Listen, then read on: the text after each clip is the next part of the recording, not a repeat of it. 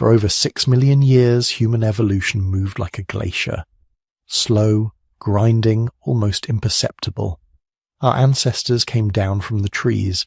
They learned to walk upright. Their brains grew, bit by bit, millimeter by millimeter. A few thousand years might pass between meaningful changes. 100,000 years for a new stone tool designed to spread across a population. Evolution doesn't rush. It experiments, slowly, patiently, across timescales that make human lifetimes feel like heartbeats. Then, around 100,000 years ago, something changed. Something broke. The rules that had governed human development for millions of years suddenly stopped applying. Our ancestors began evolving faster than they ever had before, not just biologically, culturally. They started creating art, carving beads and jewelry, burying their dead with ceremony, developing sophisticated weapons, trading materials across hundreds of miles, using symbols that represented abstract ideas. Within just a few tens of thousands of years, they went from being another interesting primate to becoming us. This is one of the deepest mysteries in all of human history. The Great Acceleration. The moment when everything changed. Scientists call it the Upper Paleolithic Revolution, or sometimes the Great Leap Forward. But those terms don't really capture how strange this is, how unprecedented, how completely it violates everything we know about how evolution normally works. Species don't just suddenly accelerate like this. Change is supposed to be gradual, incremental, spread across geological timescales. But our ancestors didn't follow the rules. If you're listening to this to fall asleep, that's exactly why I make these. So maybe subscribe and drop a comment telling me where you are and what time it is right now. I love reading them. Sydney at sunrise, Seattle at midnight, Seoul in the afternoon. All of you listening to the same story across every time zone on Earth. The puzzle has haunted anthropologists for over a century. What happened? What changed? Was it something in the environment? Did climate chaos force our ancestors to adapt or die? Was it biological, some genetic mutation that rewired the human brain? Was it social? A critical mass of population that enabled ideas to spread and build on each other? Or was it language? The sudden explosion of complex speech that let humans share knowledge in ways no species ever had before? The honest answer is nobody knows for certain. We have theories, good ones, compelling ones. But the truth is we're trying to reconstruct the most important transformation in human history from fragments of bone and stone scattered across 100,000 years. It's like trying to understand a symphony after hearing only 3 notes. Picture the world 150,000 years ago. Africa is vast and varied. Deserts, savannas, forests, mountains. Small groups of anatomically modern humans are scattered across the landscape. Maybe 10,000 of them total, maybe fewer. They look like us. If you saw one walking down the street in modern clothes, you probably wouldn't notice anything unusual. Their brains are the same size as ours, the same basic structure. But something is different, something crucial. They make tools, yes, but the same basic stone hand axes their ancestors made for hundreds of thousands of years. They hunt, gather, raise children, form social bonds. They survive, but they don't innovate much. Their culture changes, but slowly. A new tool design every 50,000 years. Technologies stay localized, don't spread. There's no art we can recognize, no decoration, no clear evidence of symbolic thinking. Then, around 100,000 years ago, the archaeological record begins to shift. Subtly at first. A few carved beads here, some ochre pigment there deliberately shaped, then faster, more sophisticated tools. Evidence of long-distance trade networks. Elaborate burial sites showing clear ritual behavior. Cave paintings that make your breath catch in your throat because they're beautiful, unmistakably intentional, undeniably human in a way that earlier artifacts just aren't. By 50,000 years ago, the transformation is complete. Our ancestors have become unstoppable. They're adapting to every environment on Earth. They're crossing oceans, reaching Australia. They're surviving in frozen tundra and tropical jungles. They're creating art and music and religion and science, the foundations of everything that would eventually become human civilization. But what triggered it? What lit the spark that turned slow-evolving primates into the most adaptable, creative, dominant species the planet has ever seen? That's what we're here to explore. The theories, the evidence, the competing ideas that scientists argue about in conferences and journals. We're going to travel through time, back to the crucible where modern human consciousness was forged. Back to the moment when everything changed.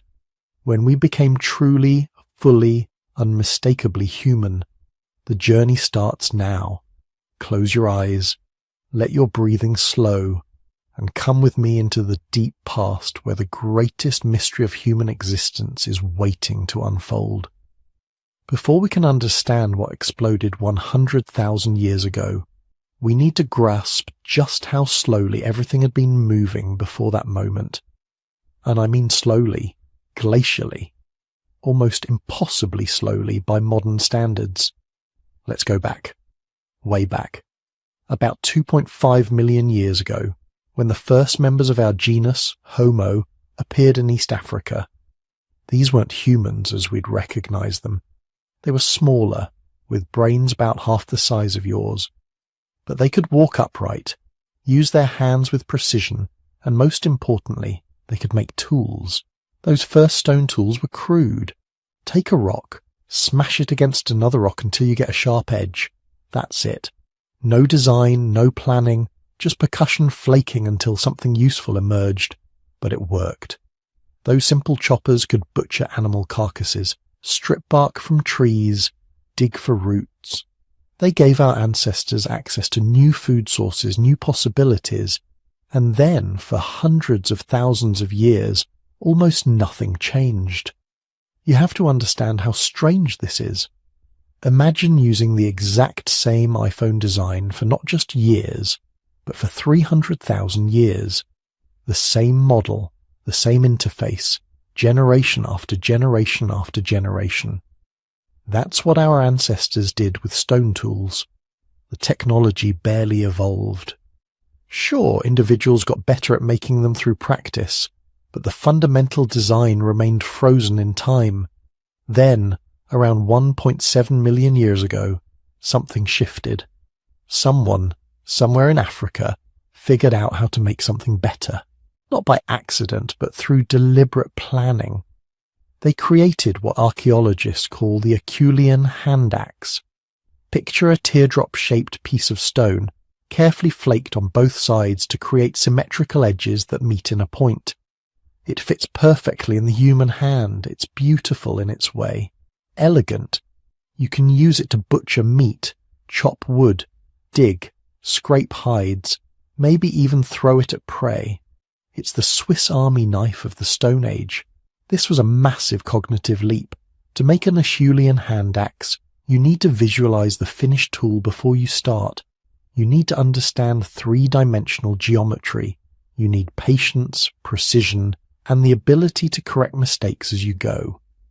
These tools took real skill to produce, and then, for the next 1.5 million years, that's what we made.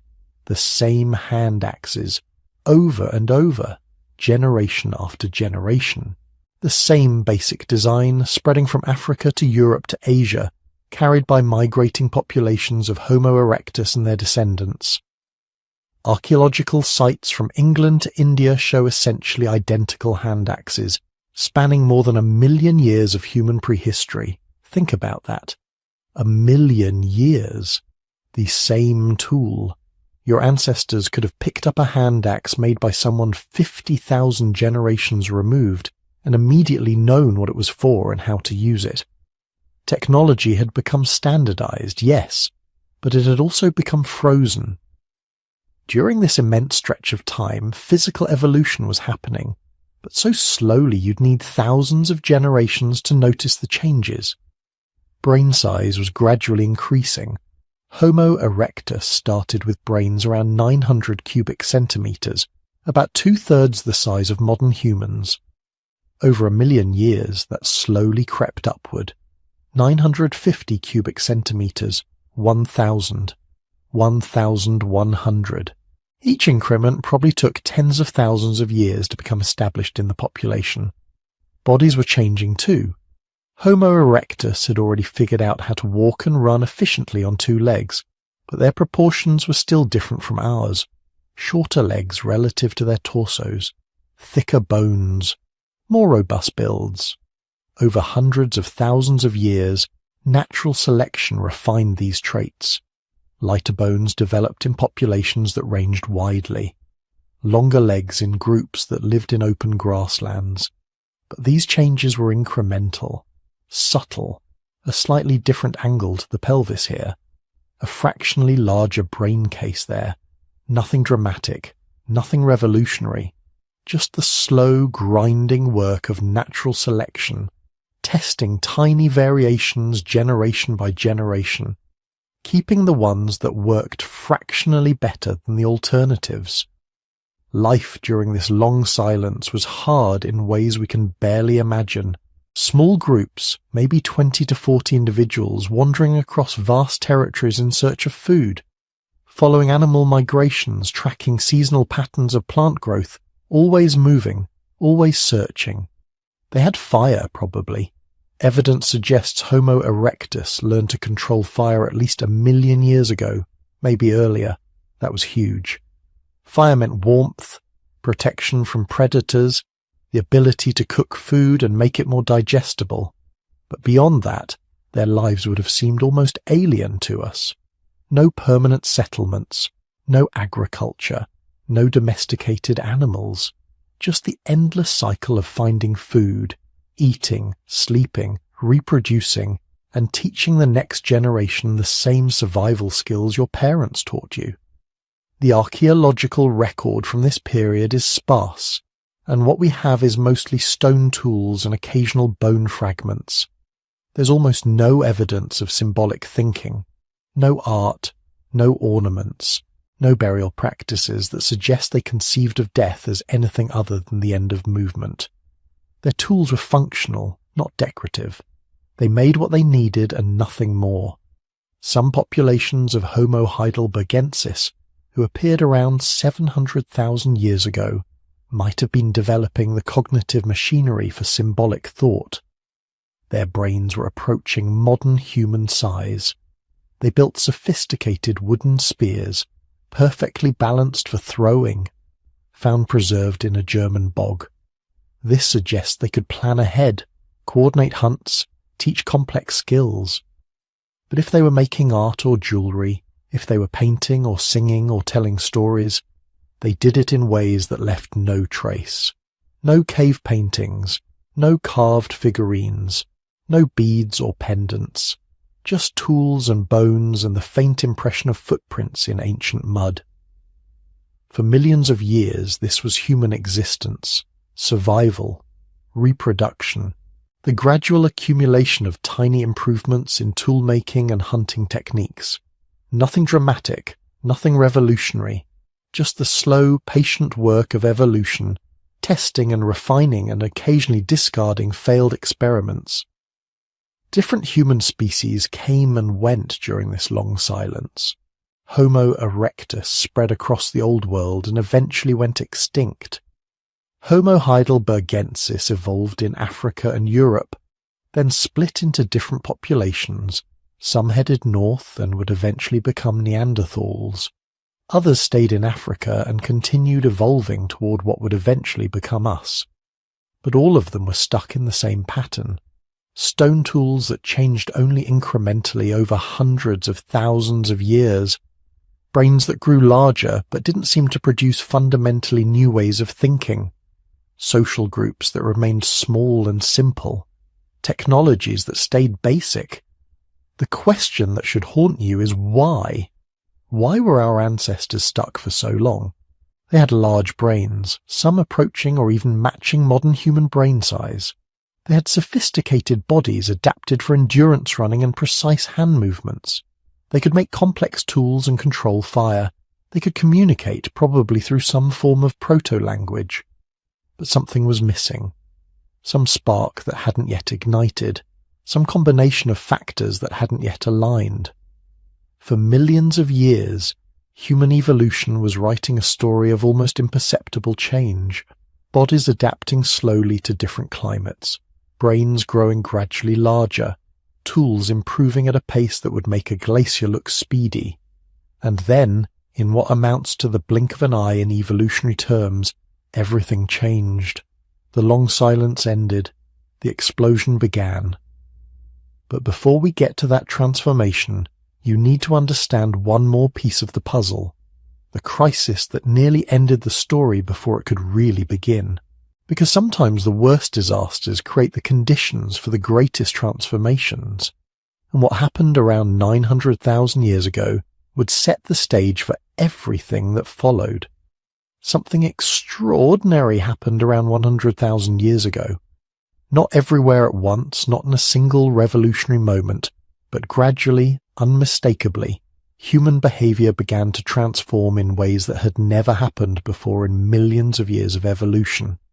Archaeologists call it behavioral modernity, the emergence of distinctly human capabilities, art, personal ornamentation, sophisticated technology, symbolic thinking, the stuff that makes us feel fundamentally different from every other species on Earth.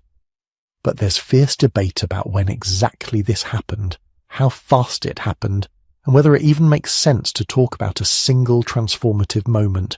Some researchers argue for a sudden cognitive revolution, a genetic mutation or neurological rewiring that switched on modern human consciousness like flipping a light switch.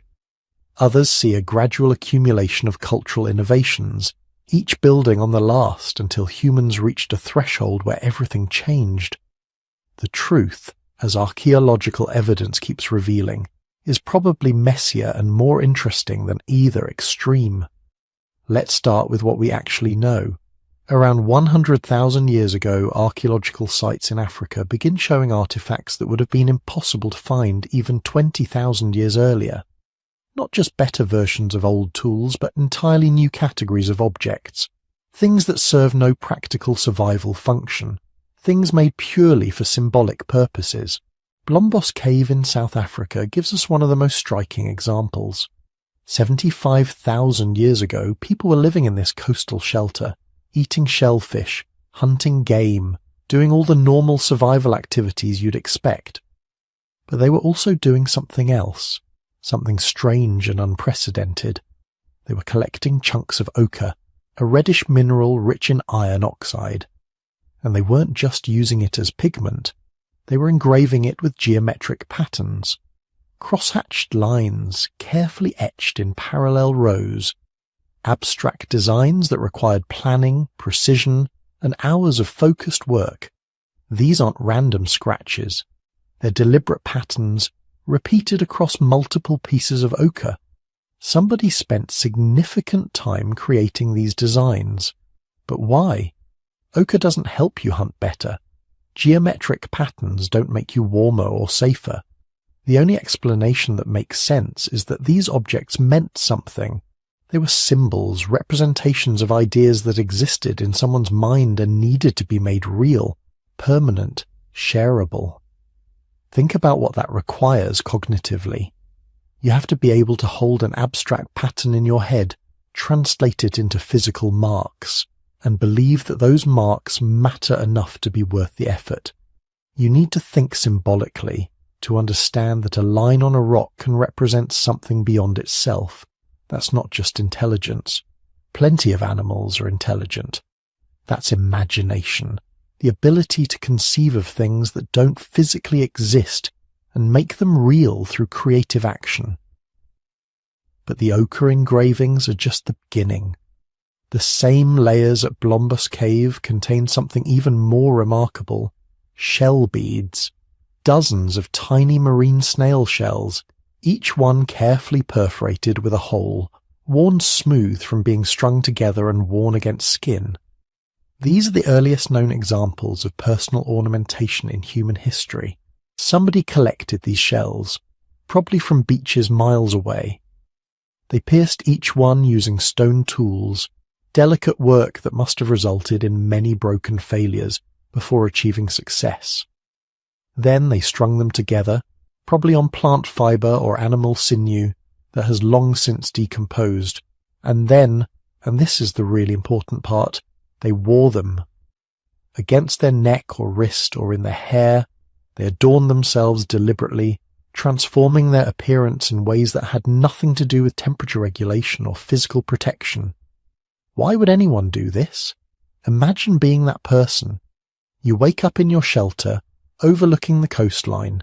You're going to spend the day doing the same things you've done 1,000 times before, gathering plants, checking fishing spots, repairing tools. But first, you put on your shell beads. You arrange them carefully so they're visible. You want people to see them. What are you communicating? Maybe status. Look at these rare shells I collected from distant beaches. Maybe group affiliation. We're the shell bead people, distinct from those other humans living over the next ridge. Maybe personal identity. This is who I am. This is what makes me different from everyone else. Whatever the specific message, the act of wearing jewelry represents a revolutionary shift in human psychology. It means you're thinking about how others perceive you. You're managing your social identity. You're participating in a system of symbolic communication where objects convey meaning beyond their physical properties. This is the foundation of culture as we understand it. Not just learned behaviors, but shared symbolic systems where meanings are collectively constructed and understood. The shell beads at Blombos Cave aren't just pretty ornaments.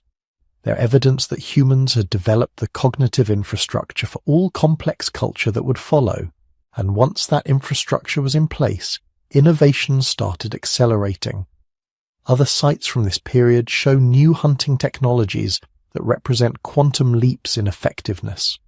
Hafted weapons, spear points attached to wooden shafts using plant resin adhesives and complex binding techniques. This might not sound revolutionary, but consider what it means cognitively. You need to understand abstract relationships between materials. You need to know that tree resin, when heated, becomes sticky and can bond stone to wood. You need to plan multiple steps ahead, gather materials from different locations, process them in specific sequences, and assemble them into composite tools. Then you need to teach this process to others. The complex hafting techniques appearing at multiple sites across Africa around 100,000 years ago couldn't have been independently invented at each location. They were being shared, passed down through generations, refined and improved through collective cultural transmission. The result was weapons that were dramatically more effective than anything that came before. A hafted spear lets you throw harder, hit from farther away, and strike with concentrated force that can pierce thick hide. It transforms humans from opportunistic scavengers into apex predators capable of taking down the largest animals on Earth. But perhaps the most telling evidence of behavioral change comes from long-distance trade networks. Archaeological sites from this period contain materials that could only have come from sources hundreds of miles away. Obsidian from volcanic regions, high-quality stone from specific quarry sites, marine shells far inland from any coast. This wasn't random movement of materials.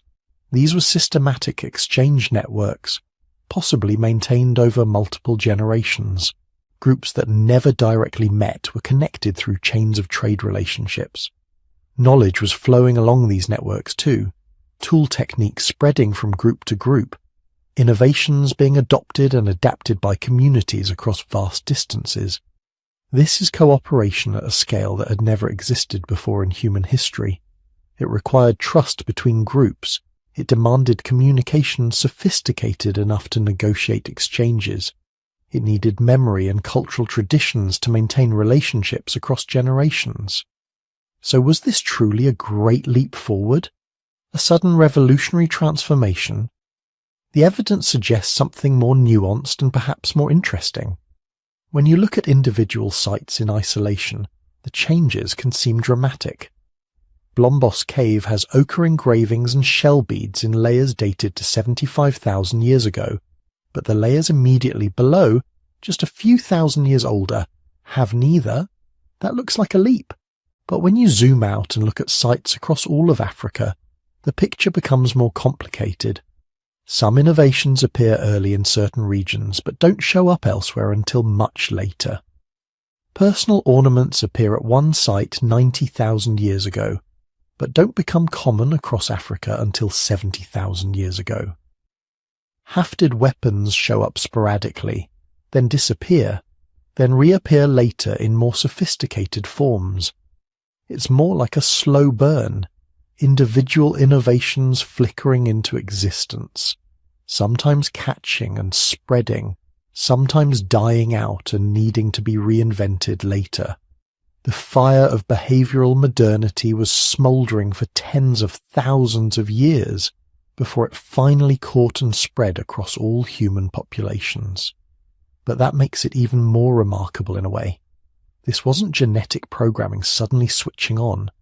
This was cultural evolution, messy, gradual, involving countless individual innovations that mostly failed but occasionally succeeded spectacularly. It was thousands of anonymous humans trying new things, teaching their children, sharing ideas with neighboring groups, slowly building the cultural infrastructure that would eventually transform their species. By 60,000 years ago, when the first modern humans finally left Africa, they weren't just anatomically modern. They were behaviorally modern too. They had symbolic thinking, sophisticated technology, complex social networks, and the cognitive tools to innovate rapidly when faced with new challenges. They were ready to encounter new environments, new resources, and new species. They were ready to become something unprecedented. Not just another successful species, but the species that would eventually dominate every ecosystem on Earth. But that was still in the future. For now, around 100,000 years ago, they were just beginning to explore what their enhanced cognitive abilities made possible. They were making art, wearing jewelry, hunting with sophisticated weapons, and trading with distant groups. They were becoming recognizably us, and the world would never be the same. Now here's where things get really interesting. You've got these three human species spreading across the world, developing technologies, creating culture, adapting to every environment from frozen tundra to tropical rainforests. But there's something else happening, something you can't see in the archaeological record, something that doesn't fossilize but might be the single most important evolutionary development in human history. They were learning to talk, really talk, not the simple warning calls that other primates use, not just pointing and grunting, full complex language with grammar, tense, conditional statements, the ability to describe things that aren't physically present, the power to say, 3 days ago I saw mammoths by the river where we camped last summer, and if we gather enough hunters we could go back there next week. That sentence, simple as it seems, requires cognitive abilities that no other species on Earth possesses. You need memory of past events, you need spatial reasoning, you need the concept of future planning, you need numbers, you need conditional logic, and you need the grammatical structure to string it all together in a way that another person can understand and act upon. When did this happen? Nobody knows for certain. Language is behavior, not bone, and behavior doesn't leave fossils. But geneticists have found some tantalizing clues. The most famous is a gene called FOXP2, sometimes sensationally called the language gene, though that's a massive oversimplification. FOXP2 regulates other genes involved in brain development, particularly in regions controlling fine motor movements of the face and mouth. Mutations in FOXP2 cause severe speech and language disorders in modern humans. You can think, but you can't translate those thoughts into coordinated speech sounds. The modern human version of FOXP2 is different from the version found in chimpanzees and other primates.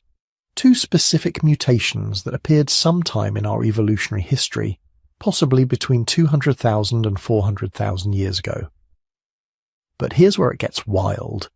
When scientists finally sequenced the Neanderthal genome, they found Neanderthals had the exact same FOXP2 mutations we do, the same ones, which means those changes happened before the split between modern humans and Neanderthals, back during or right after that genetic bottleneck around 800,000 years ago. Neanderthals could speak. They had the genetic architecture for it. And if Neanderthals could speak, the Denisovans probably could too. All three post-bottleneck human species were developing language at roughly the same time, in parallel, because the selection pressures were identical. Small populations scattered across vast territories, dangerous environments where a single mistake could be fatal. Complex technologies that required years of training to master. Social networks that needed maintenance across generations. Under these conditions, any improvement in communication ability provided enormous survival advantages. But FOXP2 is just one piece of the puzzle.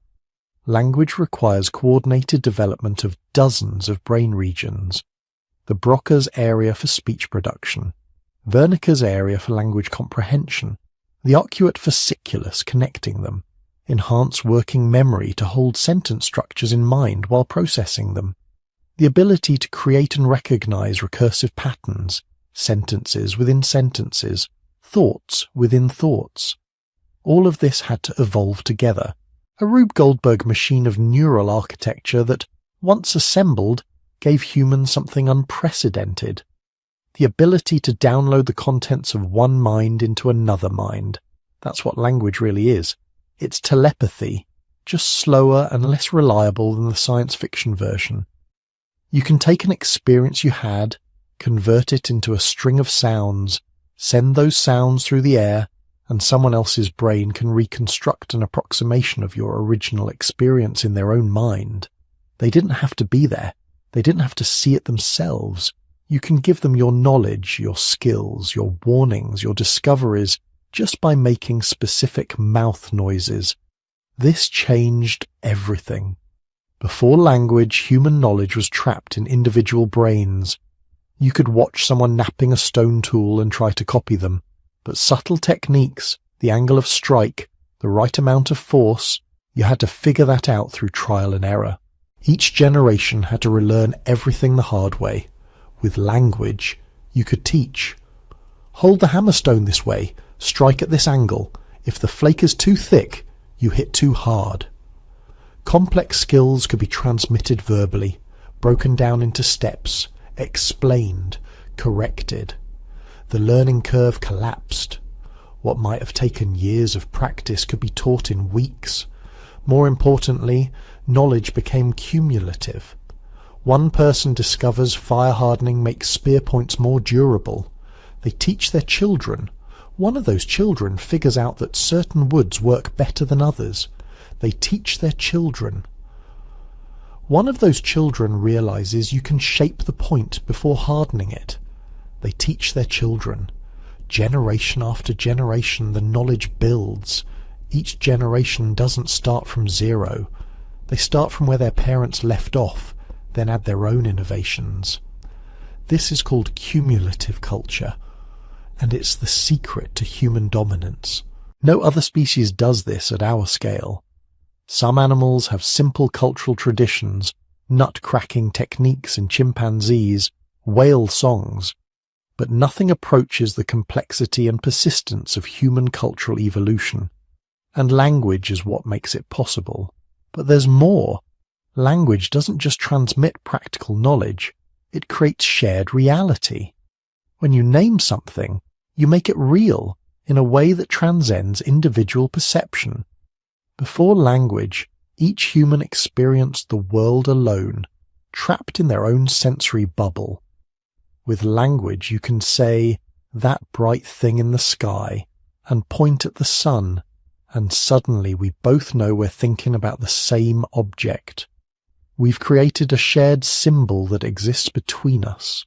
This power of naming, this ability to create shared symbols, was probably the foundation of human group identity.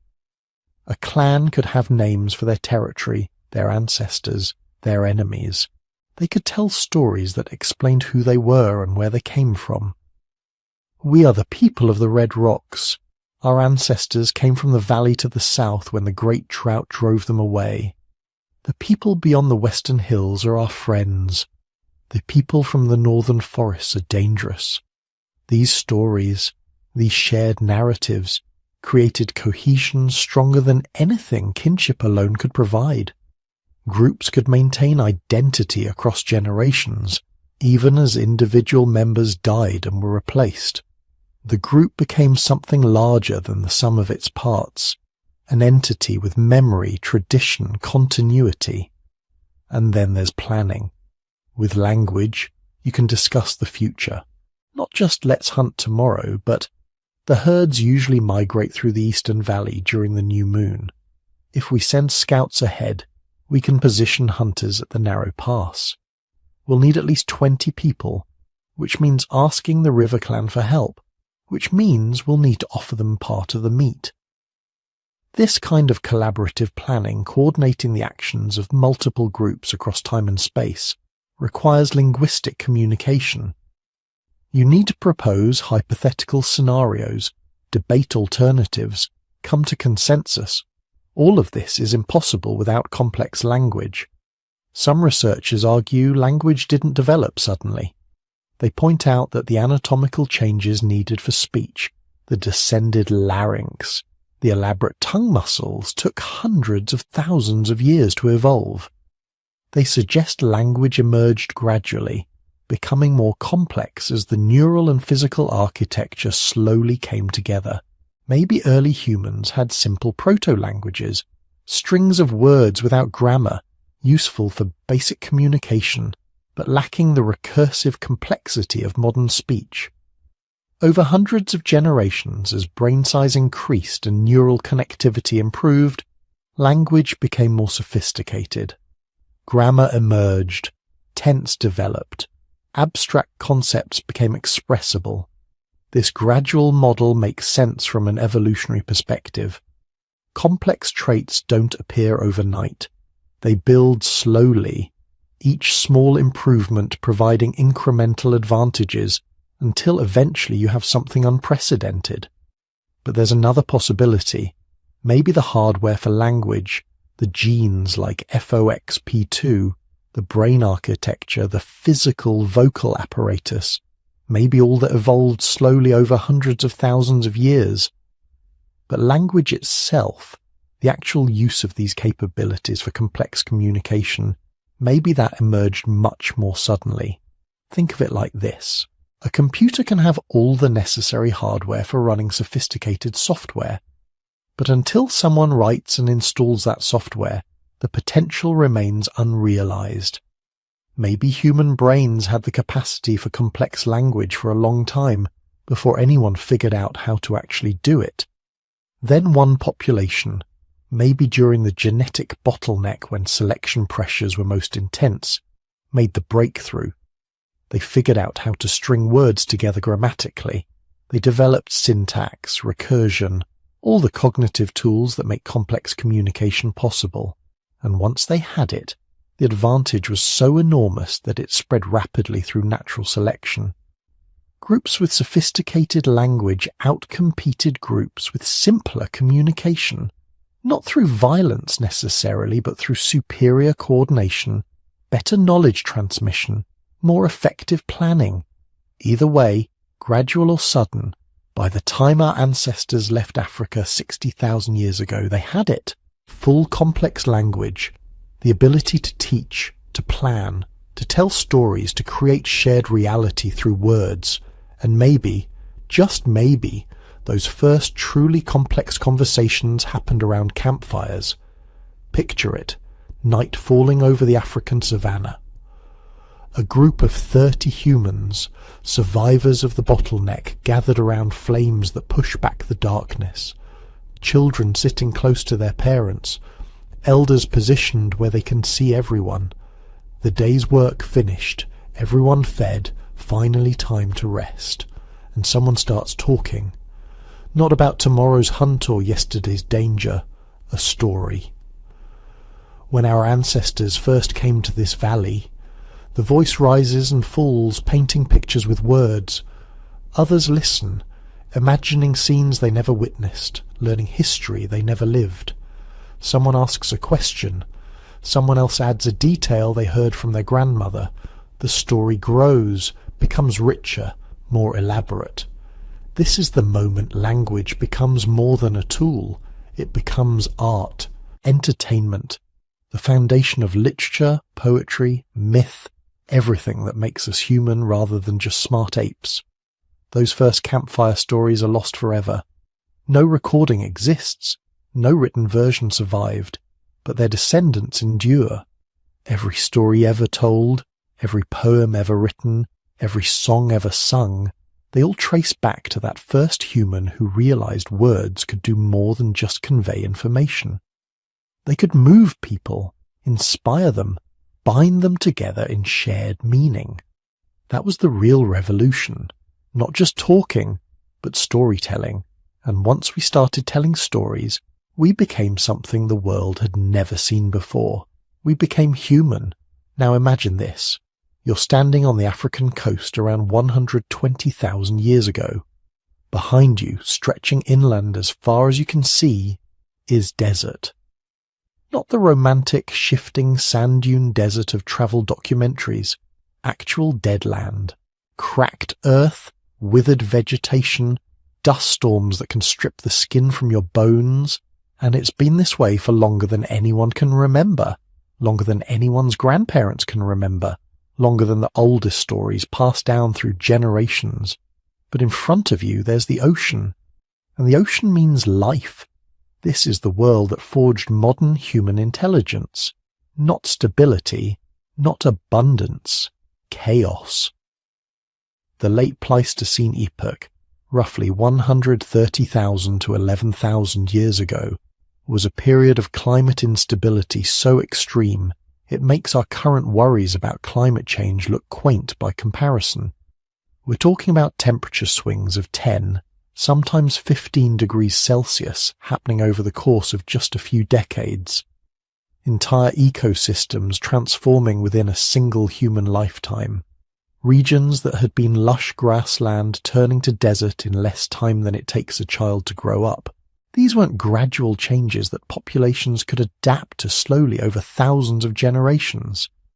These were catastrophic shifts that required immediate creative responses or extinction. And they happened over and over again. Ice ages advancing and retreating like enormous tides.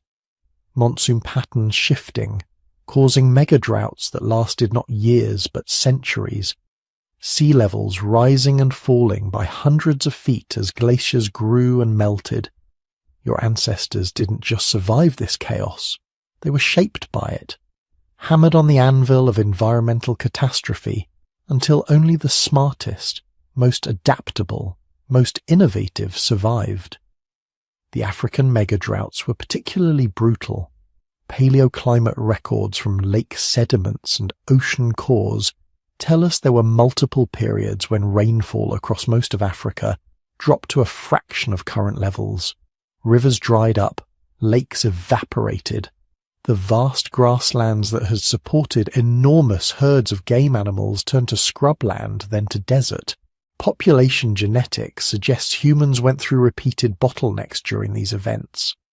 Not the one massive bottleneck we discussed earlier, but multiple smaller crises that kept populations tiny and scattered. Groups that had numbered in the thousands suddenly crashed to dozens. Entire regions that had been inhabited for millennia were abandoned.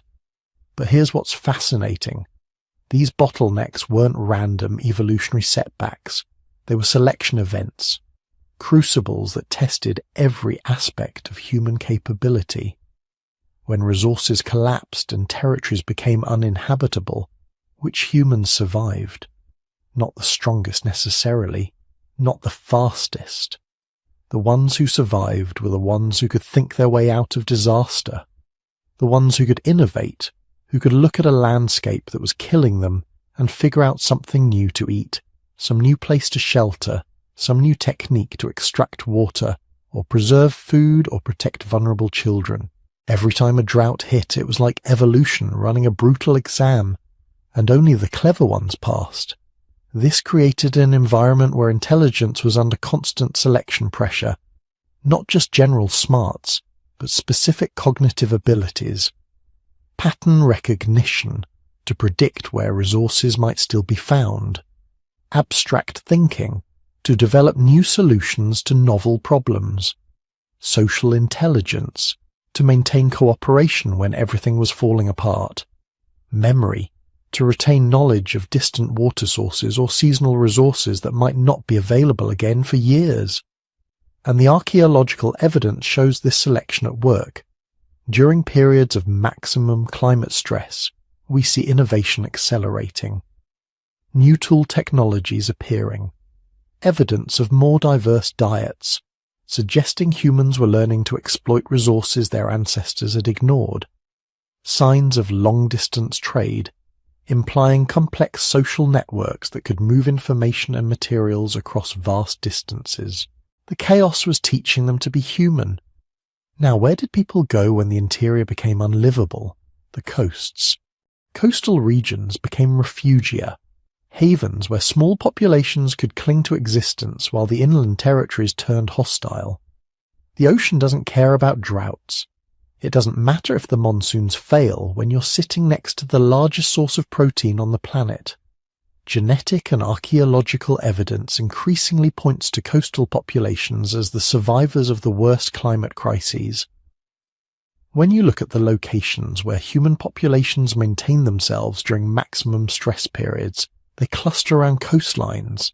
South Africa, the Horn of Africa, possibly the Red Sea coast, places where the ocean provided a buffer against the catastrophes happening inland.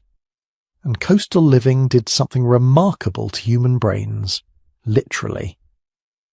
The shellfish and seafood theory of human brain evolution has been gaining traction among paleoanthropologists for the last few decades. Here's the basic idea. Brain tissue is metabolically expensive. It requires specific nutrients to develop properly, particularly omega-3 fatty acids like DHA. These fatty acids are relatively rare in most terrestrial diets, but they're abundant in seafood. Shellfish, fish, seaweeds, all packed with the exact nutrients developing human brains needed. Populations that shifted to coastal diets during climate crises weren't just surviving. They were consuming nutrition that literally allowed them to grow larger, more complex brains.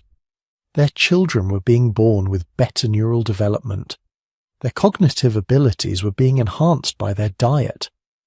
Archaeological sites from this period show enormous middens, garbage dumps essentially, filled with shellfish remains. Not just the occasional treat, but systematic exploitation of marine resources. These weren't people who occasionally ate seafood. These were populations whose entire survival strategy revolved around the ocean. And there's something haunting about imagining those Ice Age coastlines. They didn't look like our coasts today. Sea levels were sometimes 400 feet lower than they are now.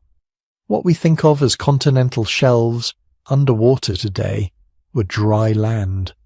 Vast coastal plains stretched for miles beyond the current shoreline.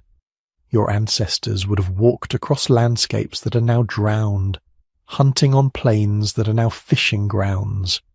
They would have watched the sea levels rise and fall over generations, coastlines advancing and retreating in response to ice sheets growing and melting thousands of miles away. The landscapes were alien, beautiful in ways we can barely imagine. During glacial maxima, the sky would have been clearer than anything we see today. Less moisture in the atmosphere meant stunning visibility. Stars so bright they cast shadows. the Milky Way like a river of light overhead. Cold, yes, but crystalline. Perfect. During interglacial periods, when things warmed up, the coast would have been lush, estuaries teeming with fish, mangrove forests, birds in such numbers they darkened the sky during migrations, a temporary paradise before the next climate swing. But beyond the simple survival advantages of coastal living, something more subtle was happening. Population dynamics during these climate oscillations created the perfect conditions for both genetic and cultural evolution. Think of it this way. During harsh periods, populations fragmented, small groups isolated in scattered refugia, separated by uninhabitable territories. They couldn't maintain contact. They developed independently, evolving slightly different genetic variants, developing slightly different cultural traditions. Then the climate would improve. Rains would return, grasslands would recover, and suddenly those isolated populations would expand, meeting each other again after thousands of years of separation. They would exchange genes, yes, through interbreeding, but more importantly, they would exchange ideas. This pattern of isolation and reconnection is exactly what drives rapid evolution, both genetic and cultural. During isolation periods, innovation is local, each group solving problems in their own way. Then during reconnection periods, the best solutions spread rapidly through the entire population.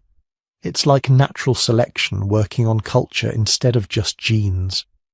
Groups develop different technologies, different survival strategies. When they meet again, the most effective innovations get copied and spread. The less effective ones are abandoned. Over and over, climate chaos splitting populations apart, then bringing them back together, each cycle refining human capabilities a little more. And the genetic evidence supports this model.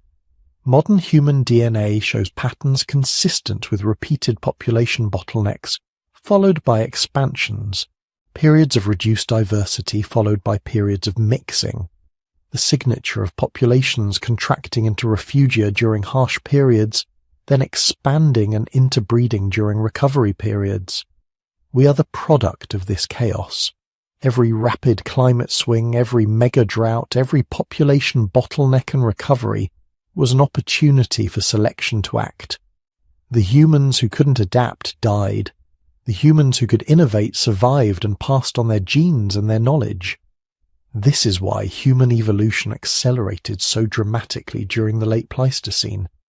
It wasn't one thing. It wasn't a single mutation or a single environmental pressure. It was climate chaos creating an environment where innovation was literally a matter of life and death, where intelligence was under constant selection pressure, where populations were being split apart and recombined in ways that maximize both genetic and cultural evolution. The Ice Ages didn't just happen around our ancestors. They happened to them, through them, forging modern human cognition in the crucible of environmental catastrophe.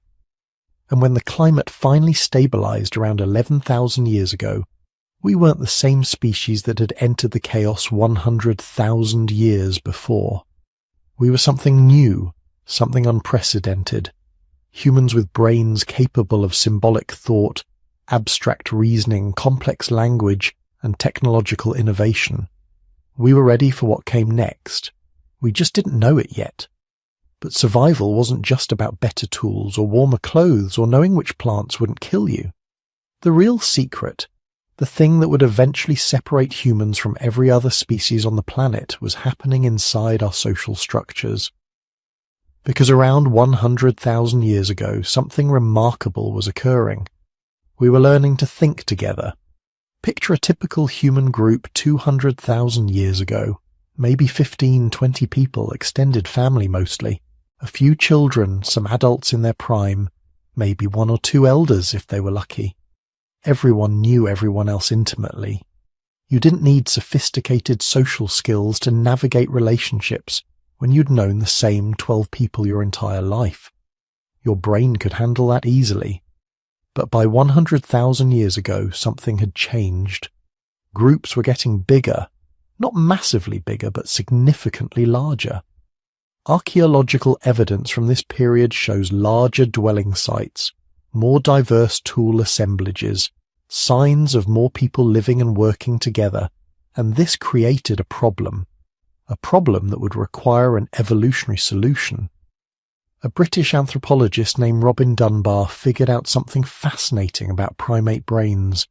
There's a direct correlation between the size of a primate's neocortex and the size of its social group.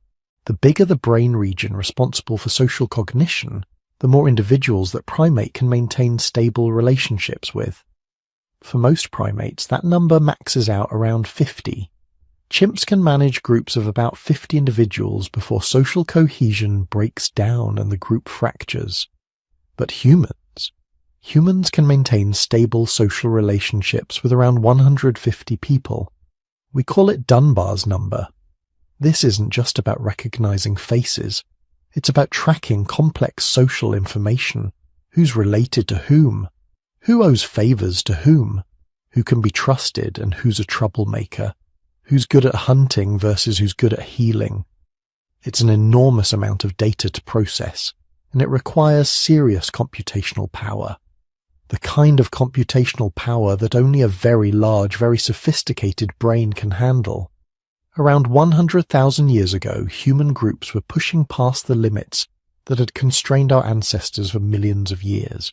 Instead of bands of 20 or 30, we were forming communities of 50, 80, maybe 100 individuals, not living together constantly necessarily, but maintaining regular contact, recognizing each other as part of the same social network.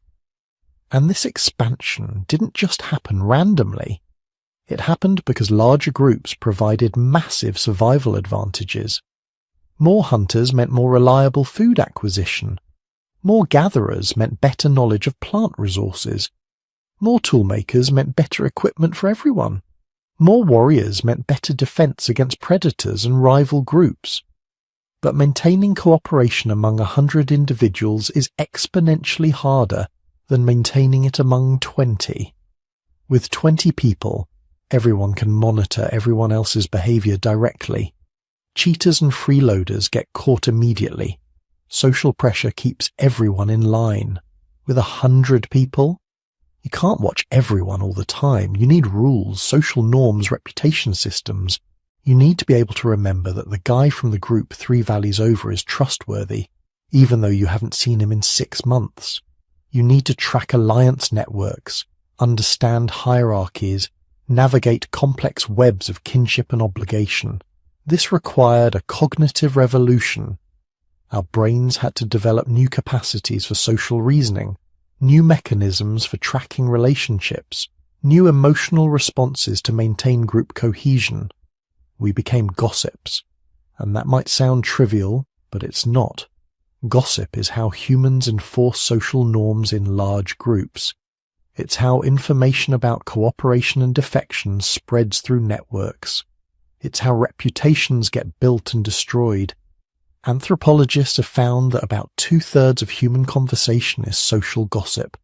Who did what with whom? Who can be trusted? Who violated group norms? This isn't just entertainment. It's the operating system that makes large-scale human cooperation possible. But the expansion of social networks did something else, something even more profound. It created what archaeologists call the ratchet effect. When you live in a small, isolated group of 20 people, knowledge is fragile. The guy who knows how to make the best spear points, if he dies in a hunting accident before teaching anyone else, that knowledge dies with him. The group has to reinvent it from scratch, if they ever do.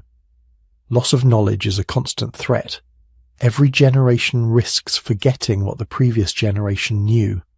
But when you're part of a network of 100 people, connected to other networks through trade and kinship ties, knowledge becomes durable. The guy who makes the best spear points teaches 5 apprentices. They teach others. The technique spreads across multiple groups. Even if disaster strikes one community, the knowledge survives in others. And here's the magic part. Knowledge doesn't just survive, it accumulates. Someone figures out a better way to have the point to the shaft. Someone else discovers a superior stone for the blade. Someone else invents a technique for making the point sharper. Each innovation builds on previous innovations. Nothing is lost, everything is gained.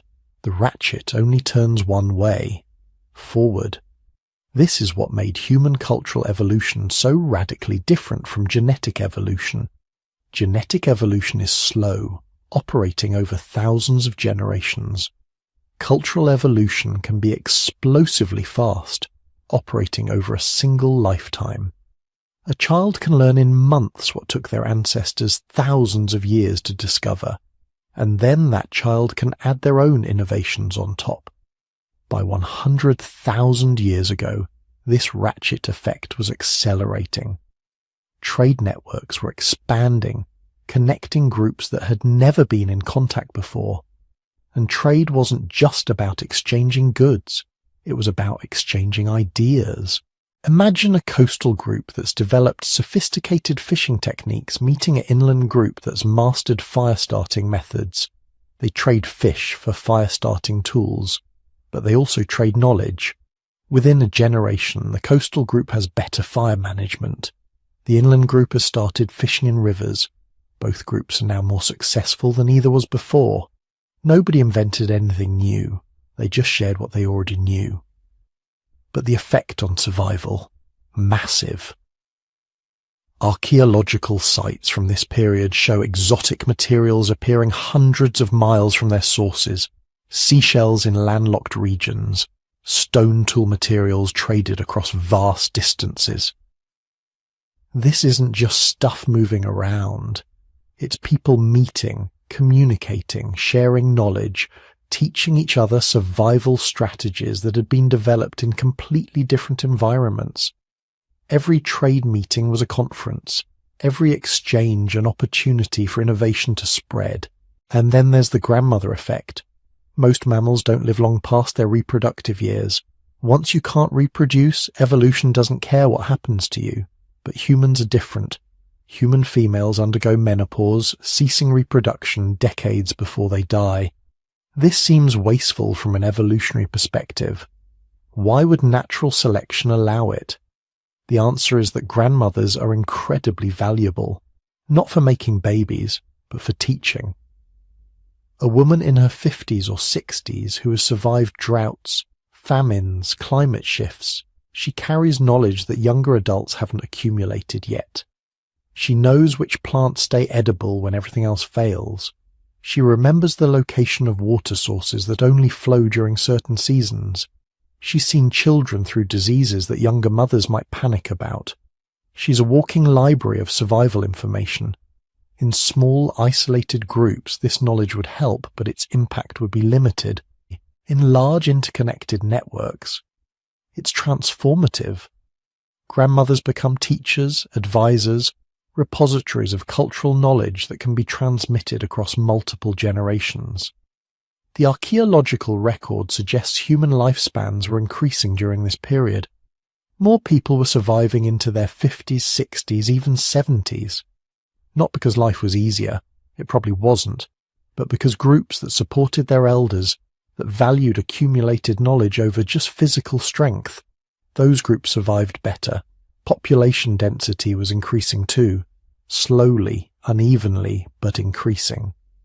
And denser populations meant more interactions, more exchanges, more opportunities for innovation to spark and spread. There's a direct correlation in the archaeological record. As sites show evidence of larger populations, they also show evidence of more cultural complexity, more tool types, more art, more evidence of symbolic behavior. It's not that denser populations were smarter individually. It's that they were smarter collectively.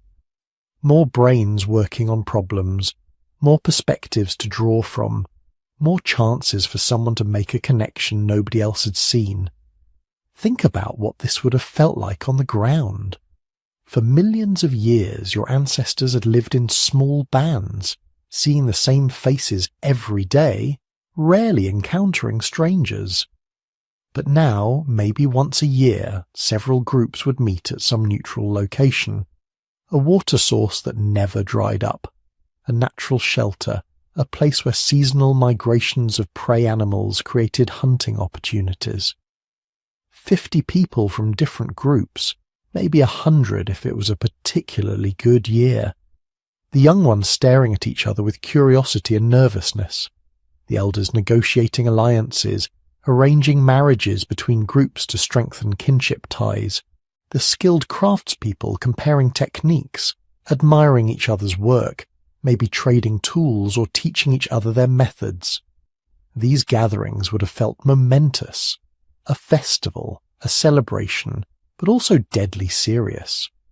These were the occasions when knowledge transferred, when innovations spread, when social bonds got forged that would hold the larger network together through the harsh seasons.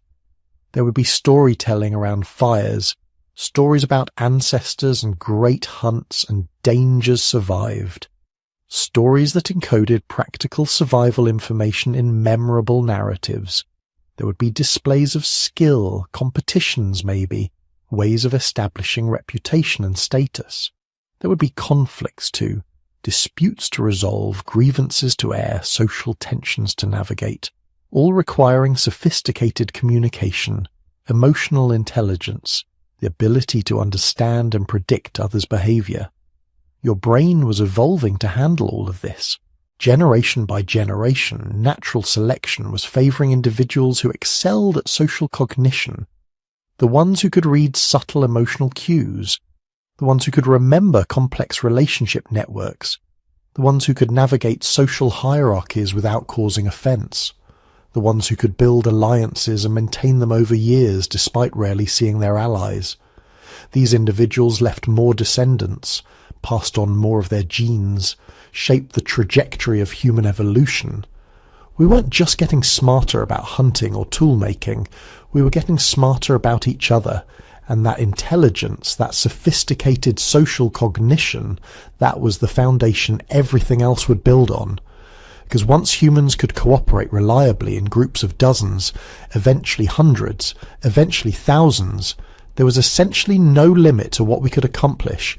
We could pull knowledge across generations, share innovations across vast distances, tackle problems too complex for any individual mind. We could think collectively, and collective thinking would prove to be the most powerful force in human evolution.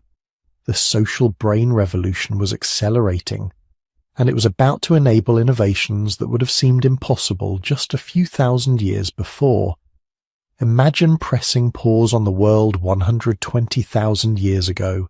Humans are already clever, already social, already carrying the scars and strengths of the great bottleneck.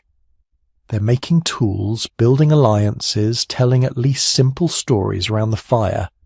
Now press fast forward. In what feels like an instant on the evolutionary clock, something shifts. Art explodes. Tools become finely crafted, specialized, almost engineered. Long-distance trade networks lace together continents. Myth, ritual, and complex language bloom. So what happened inside our cells while all this was happening outside? Geneticists have a phrase for the places in our DNA that look like they suddenly started evolving much faster than expected. They call them human accelerated regions. HARS. Most of our genome plods along at a slow, steady pace, changing bit by bit over millions of years. But here and there you find stretches of DNA where evolution seems to have slammed the gas pedal. When scientists compare our genome to that of chimpanzees, gorillas, or even Neanderthals, these human accelerated regions light up like tiny flares. Places where, for reasons we still don't fully understand, natural selection seems to have gone to work in overdrive. Many of these regions are near genes related to brain development, synapses, and how neurons talk to each other. They're not usually the famous big genes that directly build brain tissue. They're more like little switches, dials, and regulators. They turn genes on and off at just the right time, in just the right cells, during development. Change those switches, and you don't just get a slightly bigger brain. You might get a brain wired a bit differently, more flexible, more plastic. better at forming complex networks of ideas, memories, and social relationships. One of the most intriguing HARs is called HAR1. In chimps and other apes, it looks almost unchanged over tens of millions of years.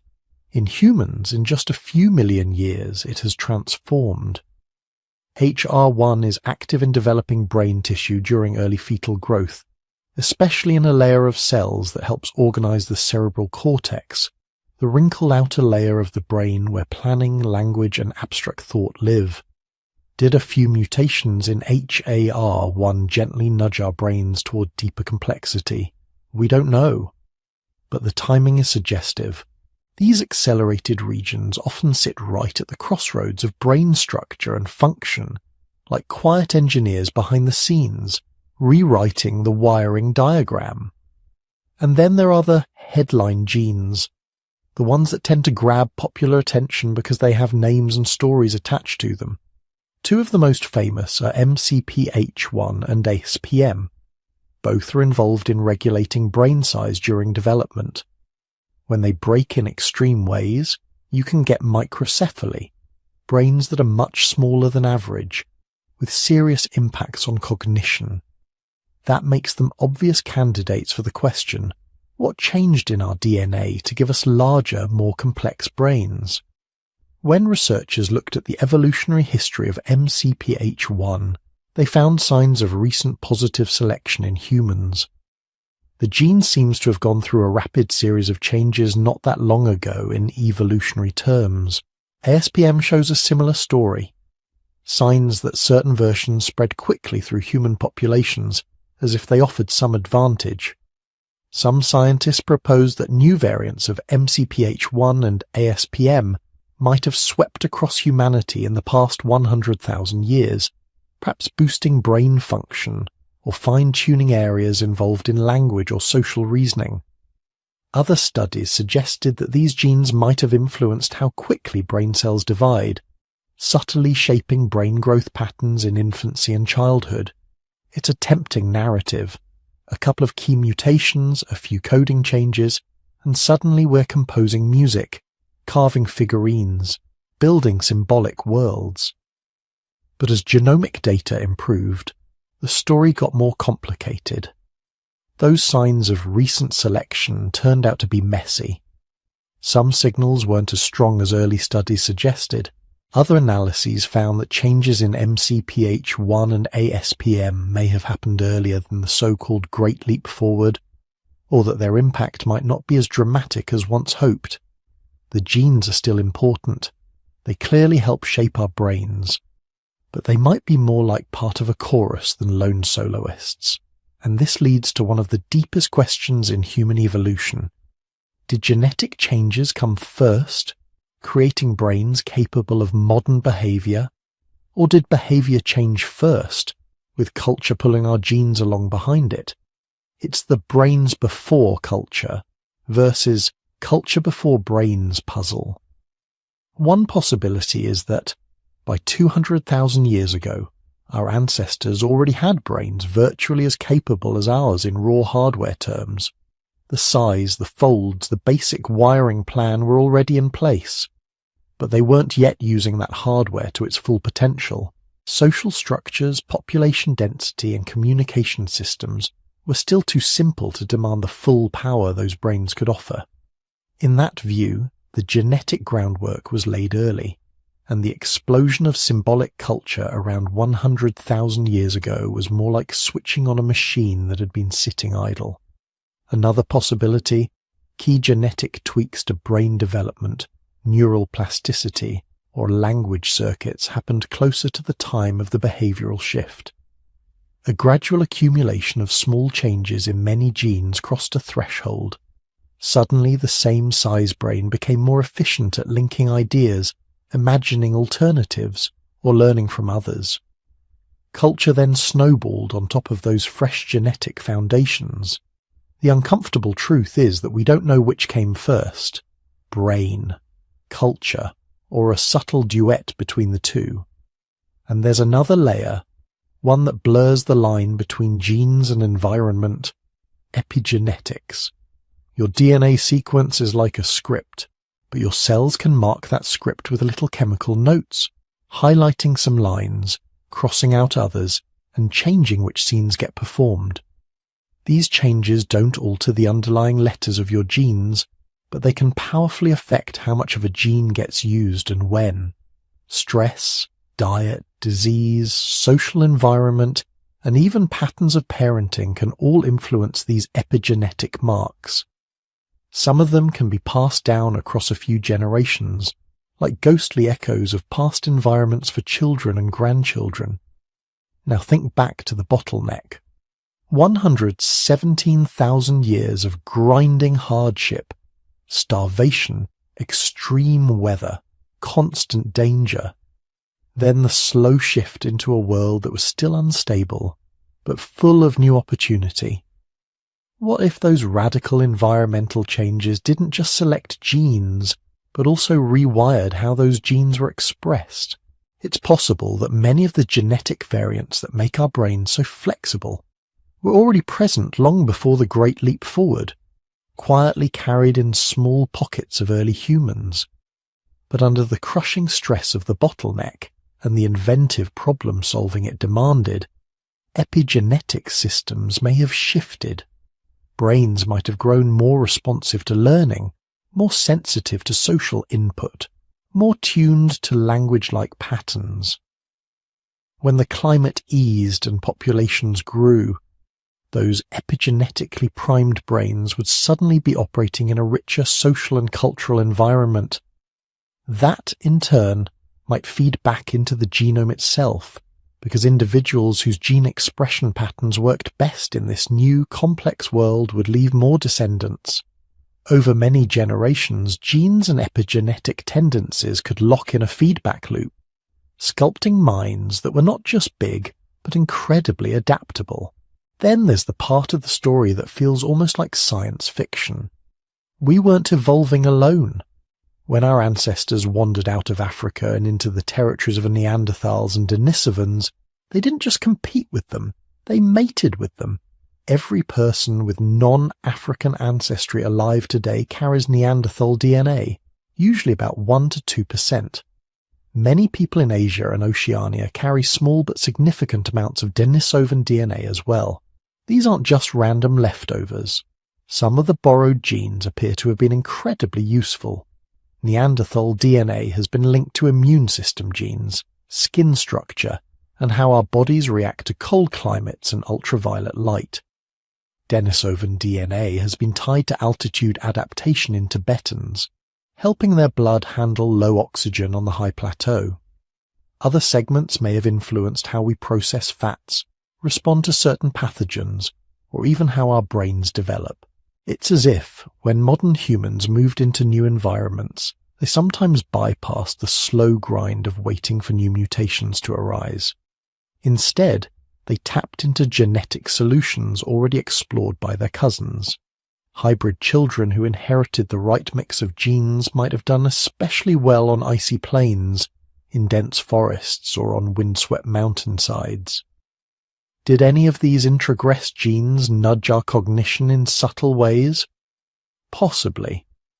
Some Neanderthal segments sit near genes involved in brain development and neurochemistry. The evidence is fragmentary, and the effects, if they exist, are likely modest. But it raises an eerie thought. The way you think, the way you sleep, perhaps even the way your mind wanders as you drift off, might carry faint influences from minds that no longer exist. All of this genetic complexity, HARs, brain genes, epigenetics, introgression, sounds dramatic. It's easy to fall into a kind of gene worship, imagining a single mutation that created art, or speech, or morality. And that brings us to the controversy. Some researchers worry that the genetic story is overshadowing something equally, if not more, important: culture. Brains don't invent symbolic art in isolation. They do it in groups, around hearths, during shared hunts, in rituals that bind communities together. You can have all the right genes for language, but if you grow up alone without exposure to speech, you never acquire it fully. You can have a brain primed for complex social understanding, but if you live in a tiny group with little innovation, your cultural world will remain simple. As populations grew after the bottleneck, as networks expanded and knowledge began to accumulate, culture started to act like a second form of inheritance. Ideas were passed down and refined generation after generation. Technologies didn't have to be reinvented from scratch. They could be built upon. In this view, the sudden acceleration of human behavior around 100,000 years ago might not signal a genetic revolution at all. It could reflect a cultural tipping point. Enough people, in enough connected groups with enough time, finally created a self-sustaining engine of innovation. Genes made that possible, but they didn't script the whole play. And yet, even when we try to defend culture from genetic reductionism, we keep circling back to those other humans, the ones who also had big brains, complex societies, and sophisticated tools, but whose lineages ended. Neanderthals, Denisovans, not distant aliens, but close cousins, intimate enough that, when we met them, we started families with them, close enough that bits of their DNA are still whispering in our cells. It's hard not to wonder what their minds were like. Did Neanderthals watch the same stars and give them names in languages we'll never hear? Did Denisovan parents tell bedtime stories on islands now lost beneath the sea? Did they have their own accelerated regions, their own quiet genetic sparks that almost, but not quite, led to a different history? When we search our genome for the secrets of the last 100,000 years, we're not just decoding ourselves, we're glimpsing the shadows of those vanished relatives. The places where our DNA diverge from theirs may hold clues about why we painted caves and composed songs, while their traditions ended in silence. But the differences are small, tiny tweaks in gene regulation, slight shifts in brain development, maybe nuances in how dopamine or serotonin shaped motivation and curiosity. Not a gulf, just a narrow, winding river. On one side, our ancestors. On the other, relatives who became part of us, but also disappeared as distinct peoples. In that narrow river, somewhere between genes and culture, between biology and history, lies the mystery of why human evolution suddenly accelerated. The next step in the story is not just about what we were born with, but what we did with it. How minds forged in ice ages and bottlenecks began to dream in colour, carve meaning into bone and stone, and turn the raw material of thought into art and ritual. And that is where we go next. By the time your ancestors were walking out of Africa and brushing shoulders with Neanderthals and Denisovans, something even stranger than stone tools and trade networks had begun to appear. Marks. Not just the accidental scratches of everyday life, but deliberate, repeated, patterned marks. On pieces of ochre, on bone, on cave walls. Lines that didn't cut meat, scrape hides, or shape spear points. Lines that didn't do anything, except mean something. Somewhere between 100,000 and 40,000 years ago, scattered across Africa, Europe, and Asia, humans and our close cousins started doing something no other species had ever done at this scale. They began to create symbolic worlds. We can trace the first faint glimmers. A piece of red ochre from Blombos Cave in South Africa, about 75,000 years old, carved with a cross-hatched pattern. Not random, not a side effect. The lines are ordered, intentional, repeating. Whatever it meant something to the person who carved it. In the same cave, tiny beads made from seashells, perforated so they could be strung and worn. Decoration, identity, maybe status, maybe group membership. Whoever wore them was telling the world, I am this, not that. In North Africa and the Middle East, similar beads show up. The design's different, but the idea is the same. Small pieces of the natural world transformed into symbols that could be carried on the body. Later, in Europe, the figurines appear. the so-called Venus figures, tiny carved shapes with exaggerated hips and breasts smoothed by human hands. They don't look like accurate portraits. They look like ideas, fertility, womanhood, ancestors, goddesses, or something else entirely that we can't quite reconstruct. Then the cave walls come alive. In places like Chauvet, Lascaux and Altamira, deep underground, far from daylight, the rock explodes with images. Horses in motion, mammoths, bison, lions, abstract signs and dots, stencils of human hands pressed against the stone and outlined with sprayed pigment. None of this is strictly necessary for staying alive. You can hunt, cook, and raise children without ever drawing a bison at all. And yet, all across the world, in different times and different places, humans chose to do this. They chose to take time away from survival, to make symbols. What does that tell us about their minds? To carve a geometric pattern on ochre, or paint a running horse in flickering firelight, your brain has to do something profound. You have to separate appearance from meaning. You have to understand that this line, this shape, this colour, can stand for something that is not physically present. A person, an animal, a spirit, a memory, a rule. This is symbolic thinking.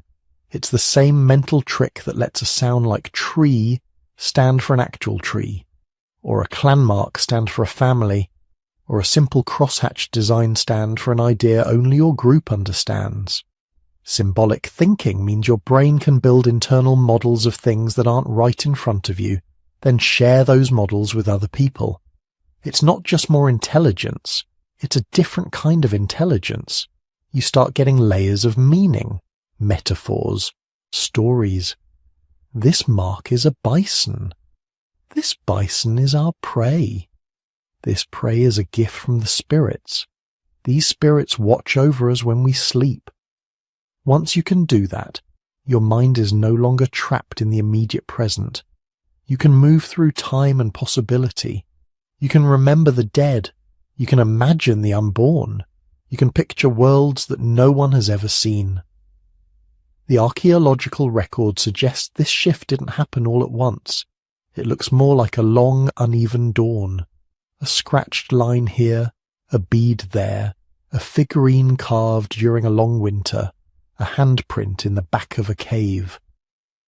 But taken together, they reveal a change in cognitive architecture. A brain wired not just for problem solving, but for meaning making. Not just for reacting to the world, but for inventing invisible worlds and living inside them. You can see this most clearly in how our ancestors treated their dead. Before this period, bodies are mostly just left. Maybe moved a little, maybe scavenged. Death is a physical event, a practical problem. Then, among Neanderthals and later among modern humans, we start to see something new. Bodies carefully placed in pits, sometimes curled on their sides, in positions that look like sleep. Sometimes with tools, animal bones, flowers, pigments, ornaments.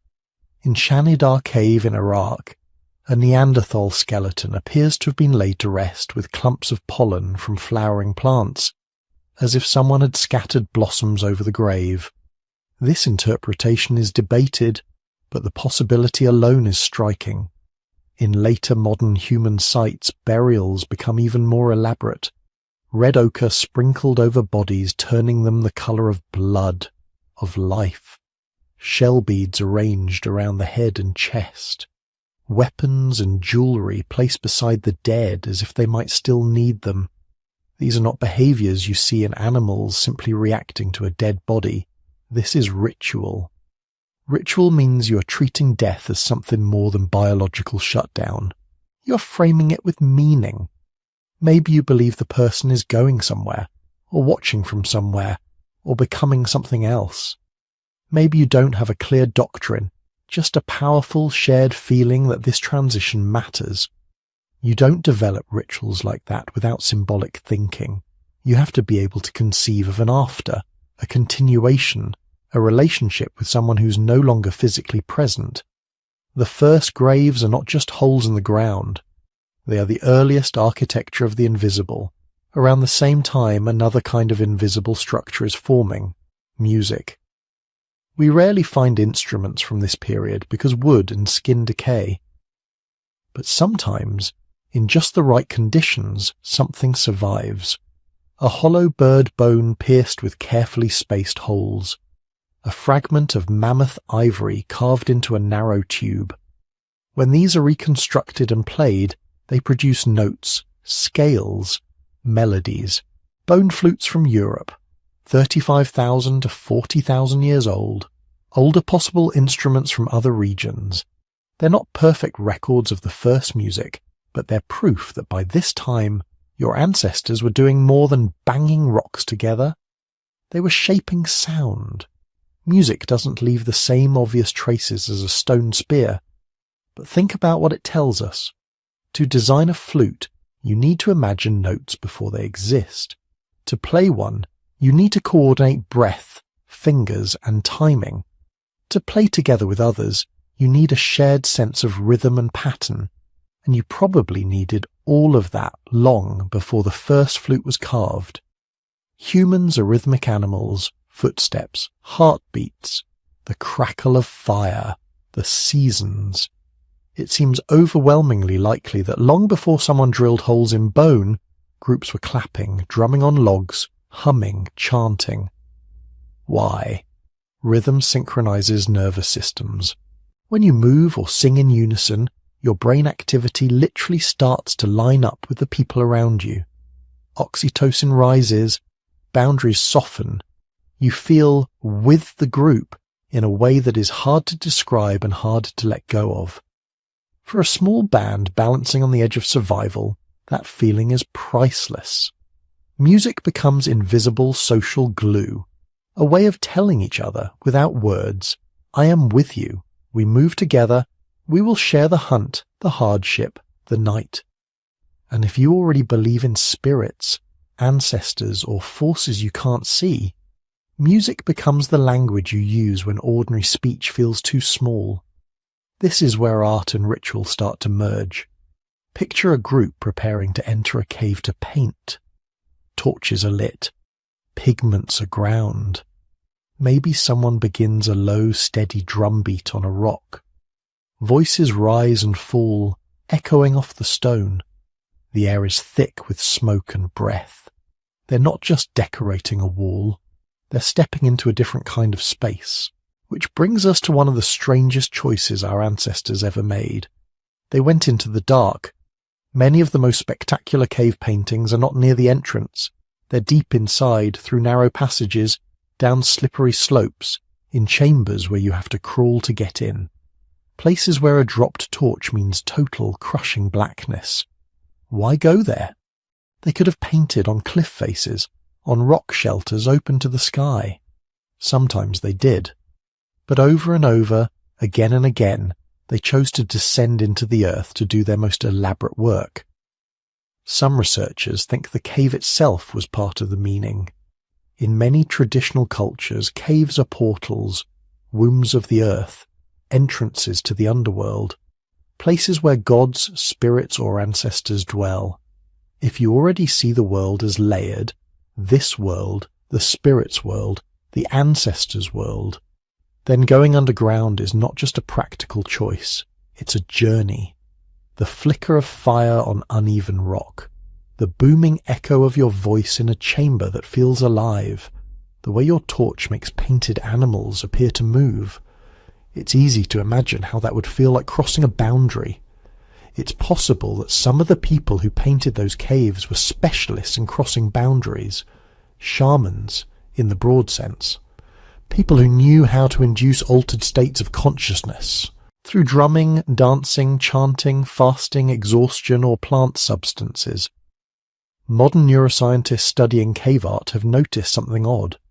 Some of the abstract signs and patterns resemble the kinds of visual hallucinations people report in trance states. Zigzags, grids, spirals, radiating dots. When the brain is pushed away from its ordinary waking mode, through sensory deprivation, sleep deprivation, or certain chemicals, it tends to produce a predictable toolkit of shapes and visions. These may then be interpreted as spirits, animals, messages from beyond. If something like that was happening in Paleolithic caves, then the art on the walls might be more than decoration or storytelling. It might be a record of journeys taken with the mind. We will probably never know exactly what those artists thought they were doing, but the combination of deep darkness, echoing sound, firelight, and repeated imagery suggests more than idle doodling. It suggests ritualized encounters with the invisible. Now imagine yourself standing there, not as a scientist, not as a distant observer, but as a quiet visitor. You walk into a modern cave where ancient paintings still survive. The guide's flashlight clicks off. For a moment there is only the soft battery-powered glow on the walls. Horses leap across rock that looks like it's breathing. Red handprints bloom beside black outlines of bison. You're told that these hands belong to someone who lived 20,000, 30,000, maybe 40,000 years ago. A person with a life as detailed and complex as yours. Loves, fears, memories, inside jokes, nightmares, a favourite place to sit by the fire. They pressed their hand against the stone. Someone else blew pigment over it, filling the gaps, turning warm skin into cold mineral shape. Then they took their hand away. What's left is absence made visible, a sign that says silently, I was here, I reached out, I touched this world. Standing in front of that, you're doing something very old and very new at the same time. You're using the symbolic mind they helped create to understand the symbolic world they left behind. Art, ritual, music, burial, caves, altered states. These are not separate inventions. They're different branches growing from the same root. A brain that can imagine more than what's in front of it. A mind that refuses to accept that reality is only what can be touched and eaten. A species that insists on filling the darkness with meaning. Once that kind of mind exists, evolution takes on a new dimension. Ideas can shape behavior, beliefs can drive cooperation, stories can bind groups together or tear them apart. From this point on, human evolution is not just about bones and genes, it's about symbols. And those symbols are about to travel very, very far from the caves where they were first painted. Picture the shoreline at dusk, 70,000 years ago. The heat of the day is fading. The air smells of salt and wet stone. Waves slide in and out with the slow rhythm of a sleeping animal. On a narrow strip of African coast, a small band of humans is getting ready to move. They don't know they're about to change the world. To them, this is just another journey, another stretch of coastline to explore, another headland to round, another bay to search for shellfish, stranded fish, driftwood, and fresh water. But from our perspective, watching across tens of thousands of years, this is the beginning of something enormous. This is the Great Dispersal. The moment when a few hundred descendants of those bottleneck survivors stepped out of Africa for good, sometime between about 70,000 and 50,000 years ago, and began the journey that would take their children to every habitable continent on Earth. They weren't the first humans to leave Africa. Earlier humans, including Homo erectus and perhaps even earlier groups of our own species, had ventured into Eurasia long before. But they hadn't stayed dominant. Climate swings, competition, and time had erased most traces of those earlier expansions. This time was different. These were fully behaviorally modern humans, carrying with them the cognitive toolkit honed during that 117,000-year bottleneck. Complex language, flexible social networks, standardized tools, the ability to innovate under pressure and pass those innovations on. When they began moving out of Africa, they carried something new into the wider world. Not just genes, but culture, that could evolve faster than DNA. And the world they were about to enter would demand everything they had. Leaving Africa didn't mean crossing a clear line on a map. It meant following opportunities step by step, often without realizing how far you'd gone until turning back wasn't really an option. Along the Red Sea coast, then across into the Arabian Peninsula, the same pattern probably played out hundreds of times. A few families followed the shoreline, hunting, gathering shellfish, tracking the movements of animals. When the local resources thinned out or the climate shifted, they kept going. The coastal route theory suggests that many of these early migrants hugged shorelines rather than plunging inland. From the Arabian Peninsula along the southern coast of Asia, through what's now Iran, Pakistan, India, Southeast Asia, and eventually toward Australia, they moved in small jumps, always within reach of water and marine life. From a survival standpoint, it makes sense. Coasts offered predictable food sources: shellfish, seaweed, fish caught in tidal pools. You didn't need specialized big game hunting skills to survive. You needed sharp eyes, nimble hands, and a good memory for which coves were richest at which tides. But even a gentle path like this demanded constant adaptation. Every stretch of coastline was different. New shellfish species, new predators, new weather patterns, new diseases lurking in warm tidal flats. What worked on one beach might fail 2 headlands away. Innovation wasn't optional, it was routine. You can imagine the quiet experiments, a new way of cracking shells, a better way to carry water along dry stretches, a different kind of shelter built to withstand salt-laden winds. Someone tying a stone to a line of plant fibre, discovering a more effective way to catch fish. Someone else learning how to predict tides by the position of the moon. Most of these experiments failed and were forgotten, but the ones that worked spread, family to family, campfire to campfire, sometimes travelling faster than the people themselves. News of a rich bay or a dangerous reef might move ahead of the migrants, like a whisper running along the coast. Migration didn't just move people, it moved ideas. As groups moved farther from Africa, the environments they encountered became more and more varied. Tropical coasts gave way to monsoon-drenched river valleys. Humid forests bristled with unfamiliar plants and poisonous animals. Inland, savannas shifted to shrubland, then steppe, then cold, dry plains. Every new biome was like a different exam in survival, testing a different part of the human toolkit. In the tropics, the challenge was managing abundance. So many plants, so many animals, but which were edible, which were dangerous, which required processing or careful preparation. Trial and error here meant life and death.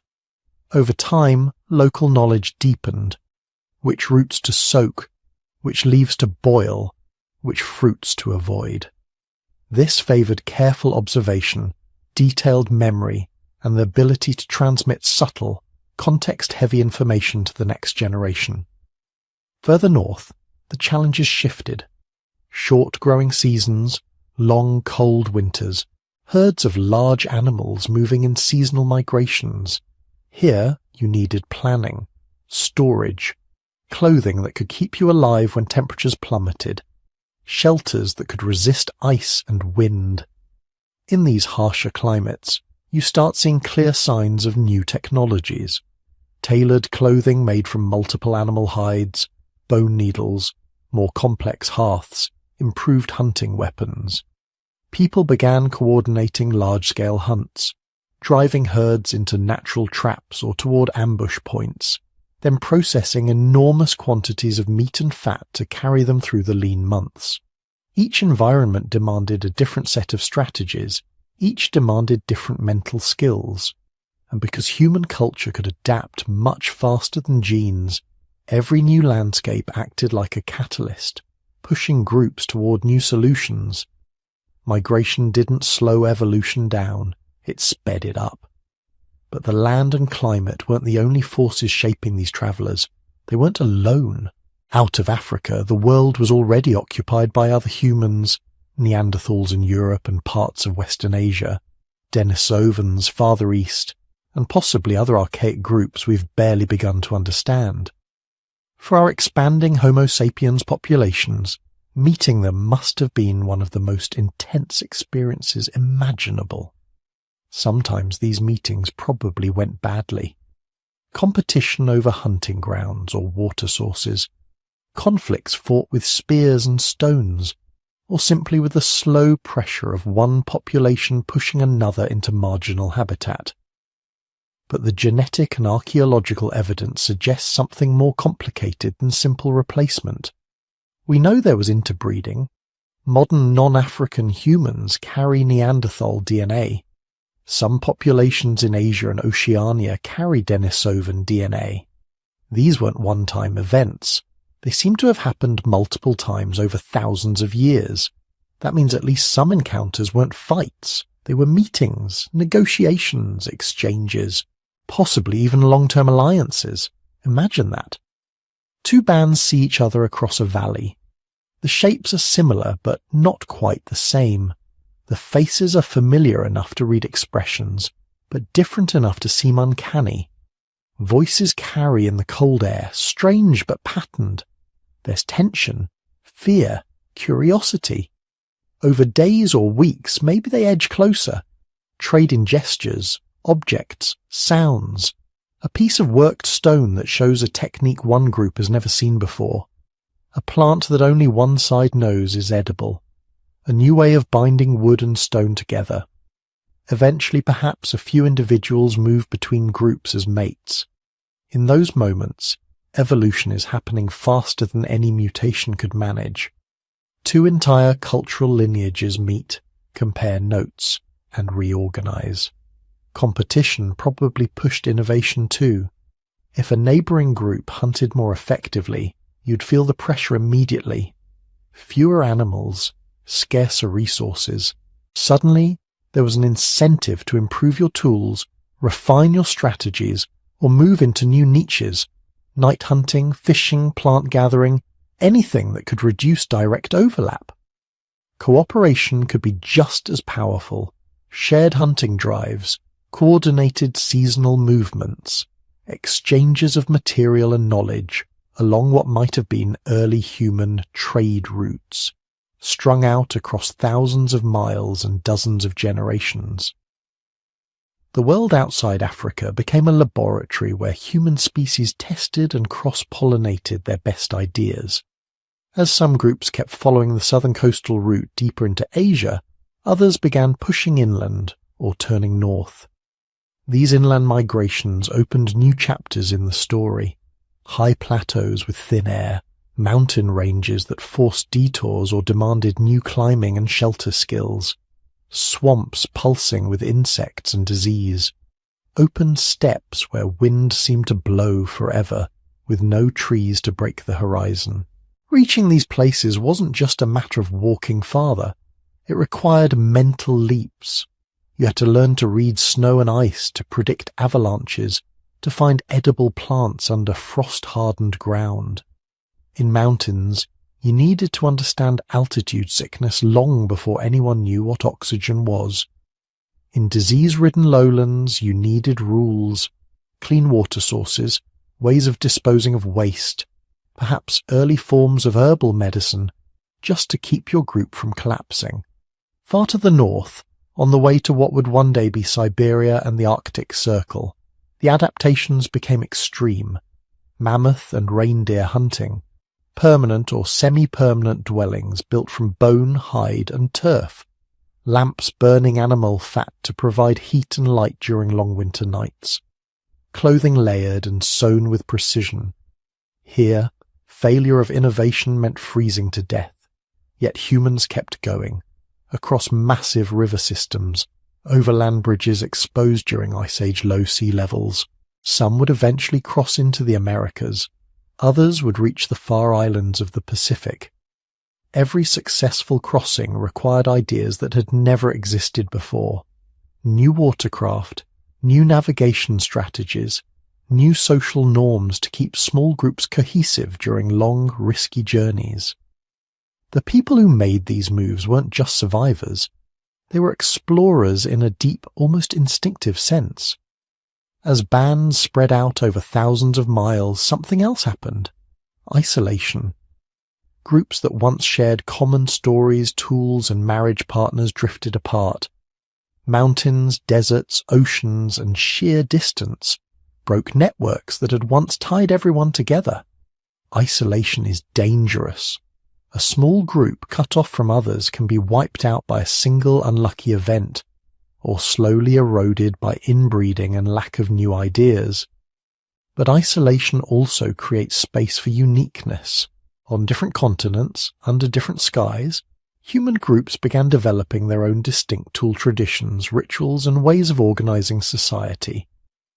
In Europe, some populations created finely worked blade tools, and later the stunning cave art that would captivate archaeologists tens of thousands of years later.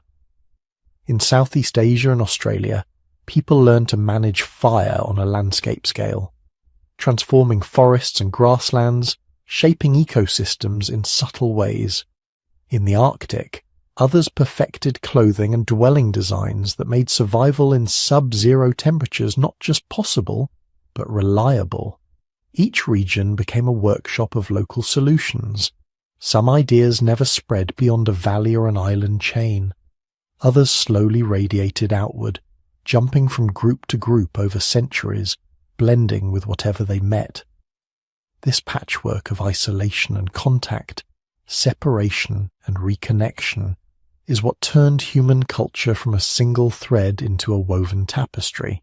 When you zoom out and look at this period, roughly 70,000 to 50,000 years ago, and the tens of thousands of years that followed, it can be tempting to focus only on the big patterns, population expansions, genetic signatures, tool industries, migration routes.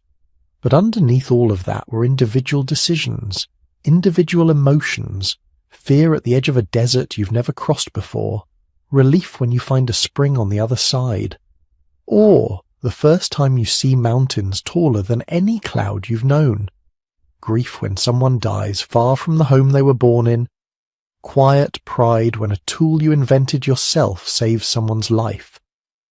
We often talk about the courage of explorers as if it's a rare thing, but for tens of thousands of years it was normal.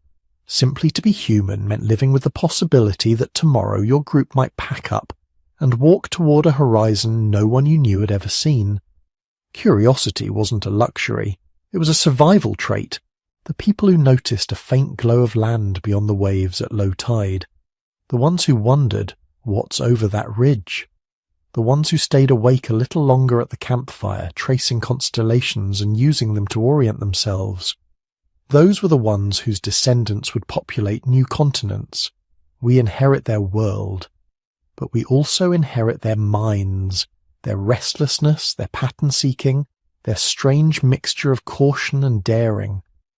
By the time humans had reached Australia, crossed into the Americas, and scattered across Eurasia, something irreversible had happened. Migration had braided together genes, ideas, and environments into a single, global experiment. Innovation wasn't just happening in one place anymore. It was happening everywhere, all at once, in endless variations. The bottleneck had forged a species ready to adapt. The Great Dispersal gave that species the stage it needed. The result was an acceleration of change unlike anything earlier hominins had experienced. Tools, social systems, symbolic behavior, and eventually art and ritual all began to flower in ways that would have been unimaginable to those first survivors huddling in African refuges during the Great Dying. And yet, even with all this movement, all this change, one thing remained constant. The same fused chromosome, the same core genetic toolkit, the same basic brain architecture, refined by crisis and unleashed by opportunity. From here, the pace of our story will only quicken. The innovations sparked by migration will feed into language, art, and the complex social worlds that define what it means to be human. The world was no longer just a place to survive, it was becoming a canvas, and our ancestors, scattered now from equator to ice, were just starting to learn how to paint on it. The acceleration didn't stop with that first meeting on the shores of the Arabian Peninsula. If anything, that was just the warm-up. From there, the story speeds up. For hundreds of thousands of years, change had been measured in tiny increments. A slightly better stone point here, a new hunting strategy there. But once behaviourally modern humans were fully awake, once language, symbolism, and complex social networks were in place, evolution gained a new engine: culture. Instead of waiting for random mutations to spread slowly through populations, ideas could leap from mind to mind in a single conversation. A new way of making a tool, a better way to share food, a clever hunting trick. All of it could spread across entire regions in a few generations, and then, much later, humanity triggered the next massive phase shift: the Neolithic Revolution. Imagine you're one of those descendants of the bottleneck survivors 12,000 years ago. Your people are still living by foraging, hunting, and gathering, just as humans had done for almost all of our history. You follow the seasons, track the migrations, know every plant and animal in your range. Life is mobile, flexible, and precarious. Then someone notices something small. Maybe a child drops seeds near a campsite, and months later finds a patch of familiar plants growing thicker than usual. Maybe an elder watches wild grain fall from its stalks and realizes that the plants come back each year in the same place. Gradually a thought begins to form. What if we don't just gather food? What if we grow it? This idea didn't appear in one place at one time. Evidence suggests it emerged independently in multiple regions. The Fertile Crescent of the Middle East, the valleys of China, the highlands of New Guinea, the forests of West Africa, the Americas. Each case, a variation on the same pattern, humans turning their minds, sharpened by 100,000 years of survival, towards shaping the environment itself. Agriculture was the next great leap. Instead of following food, food would now follow us.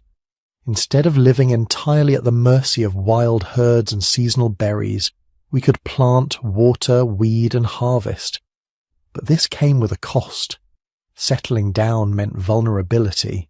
Fields could fail, droughts could devastate entire villages, stored grain attracted pests and people. Inequality began to appear more starkly, as some families controlled more land or more harvest than others. Diseases adapted to higher population densities, hierarchies solidified. Yet for all its downsides, agriculture did one thing that mattered profoundly for the story of acceleration. It allowed more people to live in one place for longer periods of time. More people meant more minds feeding into the collective problem-solving engine. More children surviving to adulthood meant more continuity of knowledge. Larger communities could support specialists, people who didn't have to hunt or farm all day, who could instead focus on tools, weaving, healing, rituals, stories. Once people began to gather in permanent settlements, another threshold appeared on the horizon: cities. At first they were barely more than oversized villages, clusters of mud brick houses, a central storage building, a shrine. But as centuries passed, they grew. Walls rose, marketplaces formed. Labour could be organised on a scale no small band could ever manage. Canals were dug, fields irrigated, forests cleared. Temples and monuments lifted stone into the sky. And with cities came a new problem. How do you keep track of everything? Grain stores, trade agreements, taxes, laws, genealogies, religious rituals. Suddenly memory and spoken language weren't enough. Oral tradition, however refined, had limits. So humans did what they'd been doing since the bottleneck. They invented a tool to extend their minds: writing. The earliest writing systems we know of often began as accounting devices. Small marks on clay tablets in Mesopotamia, carved symbols on bone and shell in ancient China, tally systems, knotted cords, pictographs turning into abstract signs. At first, they were simple: numbers, goods, names. But once the idea exists that sound can be mapped to symbol, that speech can be frozen in space and time, everything changes. History can be preserved. Laws can outlive the rulers who declared them. Stories can travel beyond the reach of any one storyteller's voice. If language was a revolution inside the mind, writing was a revolution outside it. It created a second environment for evolution, the world of information. Ideas were no longer limited to what individuals could personally remember or physically teach. They could be stored, copied, and passed down through generations that might never meet. And like genes in a population, written ideas could mutate and recombine. Philosophy, mathematics, astronomy, literature, entire civilizations refining concepts across centuries. Cultural evolution, already fast, became exponential.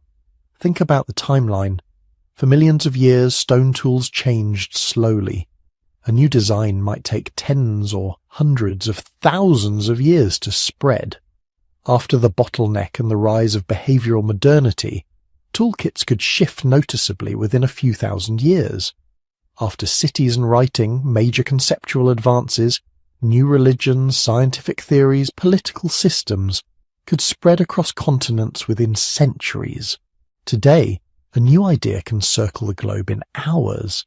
The tempo keeps increasing. Some scientists argue that even our genes are still riding this wave. The old picture of human evolution, slow, mostly finished long ago, is being replaced by something more dynamic. When researchers examined patterns of genetic variation in modern humans, they found signs that many gene variants have increased in frequency in just the last 10,000 years. Lactose tolerance in dairying populations, changes in skin pigmentation in response to new latitudes, immunity adaptations in response to crowded agriculture-based diseases.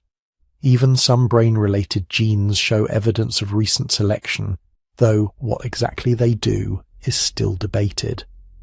We didn't stop evolving when we left Africa, or when we invented farming, or when we built cities. Evolution simply changed gears. Biological evolution continued, but cultural evolution started to move much faster. And as culture transformed our environments, diet, disease, social structure, it created new selection pressures, feeding back into biology. Our ancestors shaped the world in turn shaped them. Now, in the last few centuries, another shift, the digital age. On the surface, smartphones and satellites may seem disconnected from the stone tools of Africa or the rituals of Neanderthals. But in a deeper sense, they're part of the same trajectory that began when small groups huddled around fires, telling stories and teaching each other. The key pattern is this: we keep building external systems to store, transmit, and transform information. At first, those systems were memories and myths, then art on cave walls, beads and carved symbols, then clay tablets and papyrus, books and libraries, then printing presses, telegraphs, radios and televisions. Now servers hum quietly in distant data centers, holding more information than any ancient city could have imagined. Algorithms route knowledge, filter it, amplify it, bury it.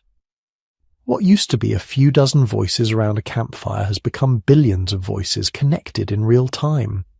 The same traits that helped bottleneck survivors coordinate hunts and remember seasonal patterns, language, social intuition, pattern recognition, are now applied to decoding online signals, navigating social media, adapting to a world where information itself is the main resource.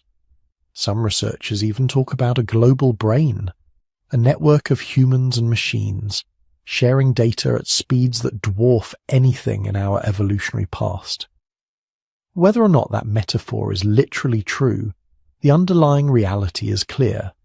The compounding of knowledge has never been faster, and this, more than any single mutation or invention, might be what makes humans unique. Other animals learn, other animals use tools, some even teach their young. But humans stack ideas on top of each other across generations with hardly any reset. A hunter 50,000 years ago could learn to make a spear point in a single afternoon, but that design was the product of countless small innovations by ancestors stretching back beyond memory.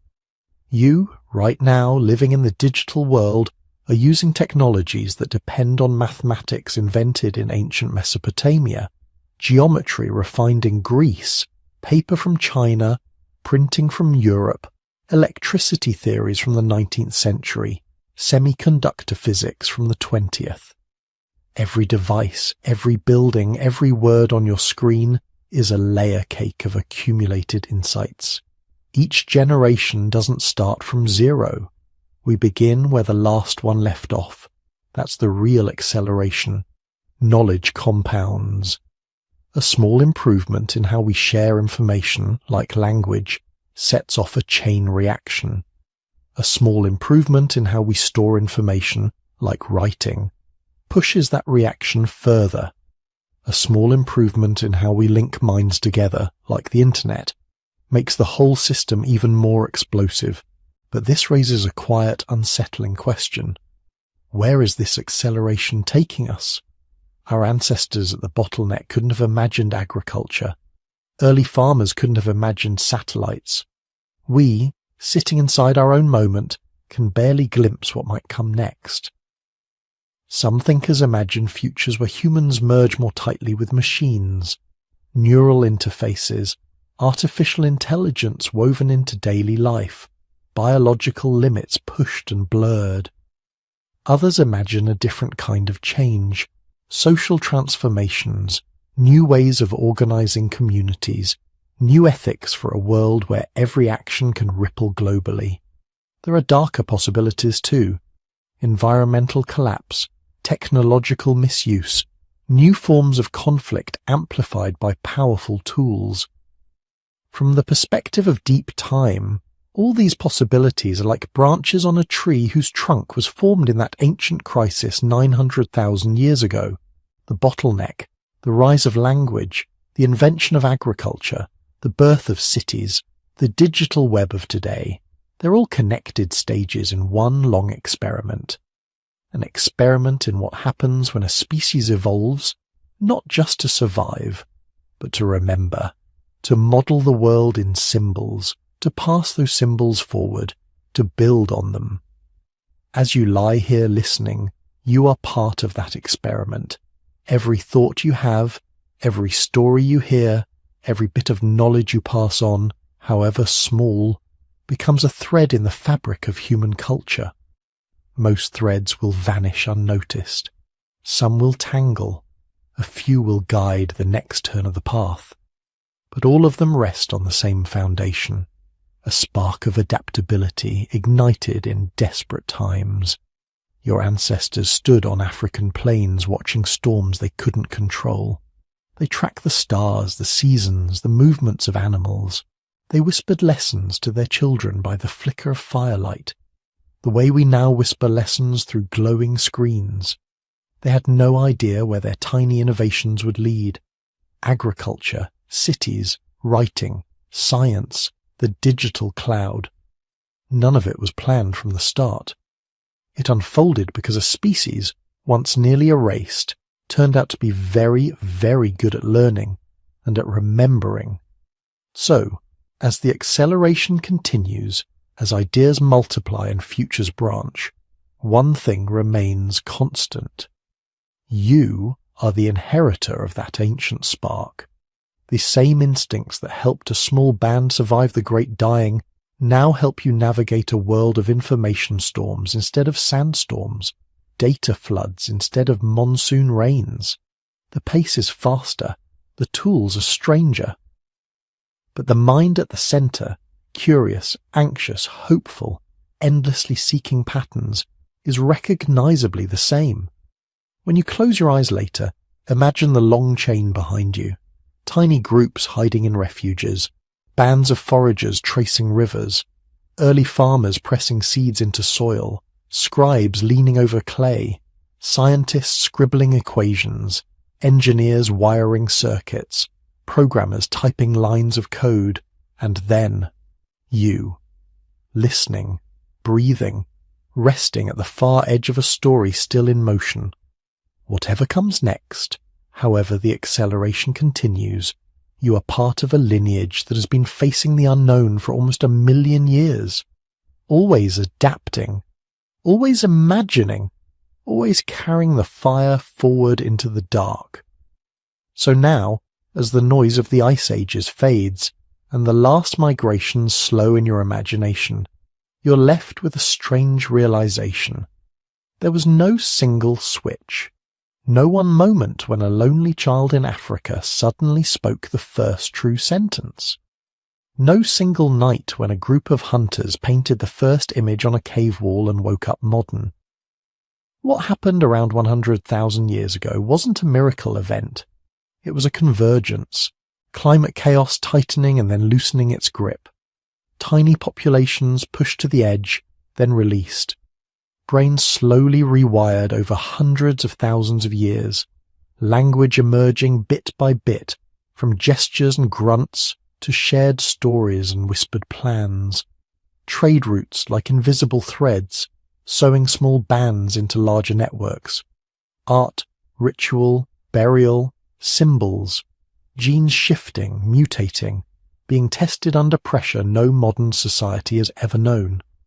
All of it happening at once, overlapping, reinforcing, accelerating.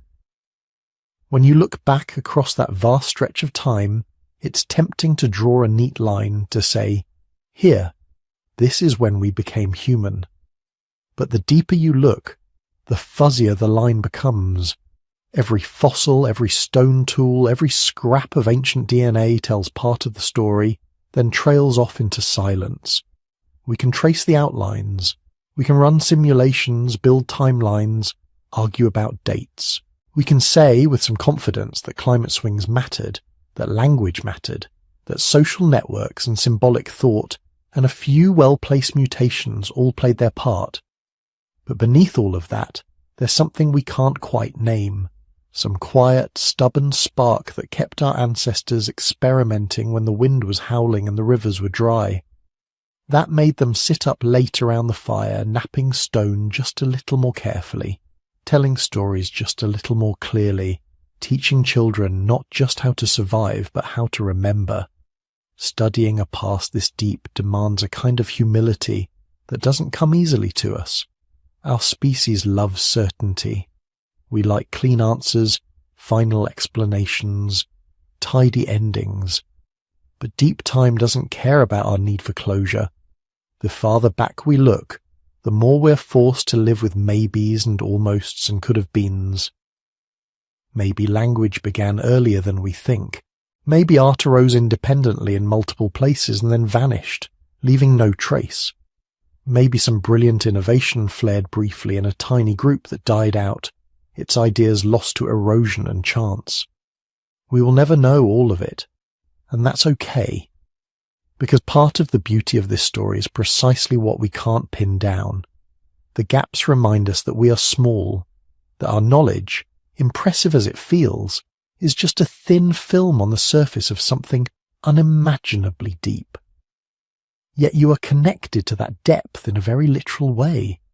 Every cell in your body carries echoes of those bottleneck survivors, of Neanderthals in frozen valleys, of Denisovans on mountain passes and distant islands. Their struggles shaped your nervous system. Their fears and hopes shape the architecture of your mind. The way you think, dream, love, remember, none of it is an accident. It is the outcome of a long, fragile chain of survival, stretching back through unbroken night. So as you lie here, listening, somewhere on a small planet spinning through space, you're not separate from this story. You're the latest chapter. If you'd like to stay with this journey, through more forgotten ages, more half-buried mysteries, you can gently support it. You can like this video so others can find it. You can subscribe if you want more long, slow explorations to fall asleep to. And if you feel like sharing a tiny piece of your own story, you can let us know in the comments where in the world you're listening from tonight. A quiet map of modern humans, scattered across the globe, connecting again, this time through a screen instead of a trade route. If you'd like to go a step further, there's also an optional channel membership here on YouTube. It's never expected, but it does help us keep making these deep dives into the past with the time and care they deserve, only if it feels right for you. For now, though, you don't have to do anything. Just imagine the sky above you wherever you are. City glow, country dark, storm clouds, or clear night. It doesn't really matter. Above all of that, beyond the light and the weather and the noise of modern life, the same stars are still shining. The same constellations our ancestors watched from African savannas, from ice-rimmed caves, from forest clearings and windswept coasts. They looked up at those pinpoints of light with questions they could never fully answer. You're looking up at the same lights, carrying the same unanswered questions forward. Let them hang there for a while. Let the mystery rest around you like a blanket. The journey for tonight is complete.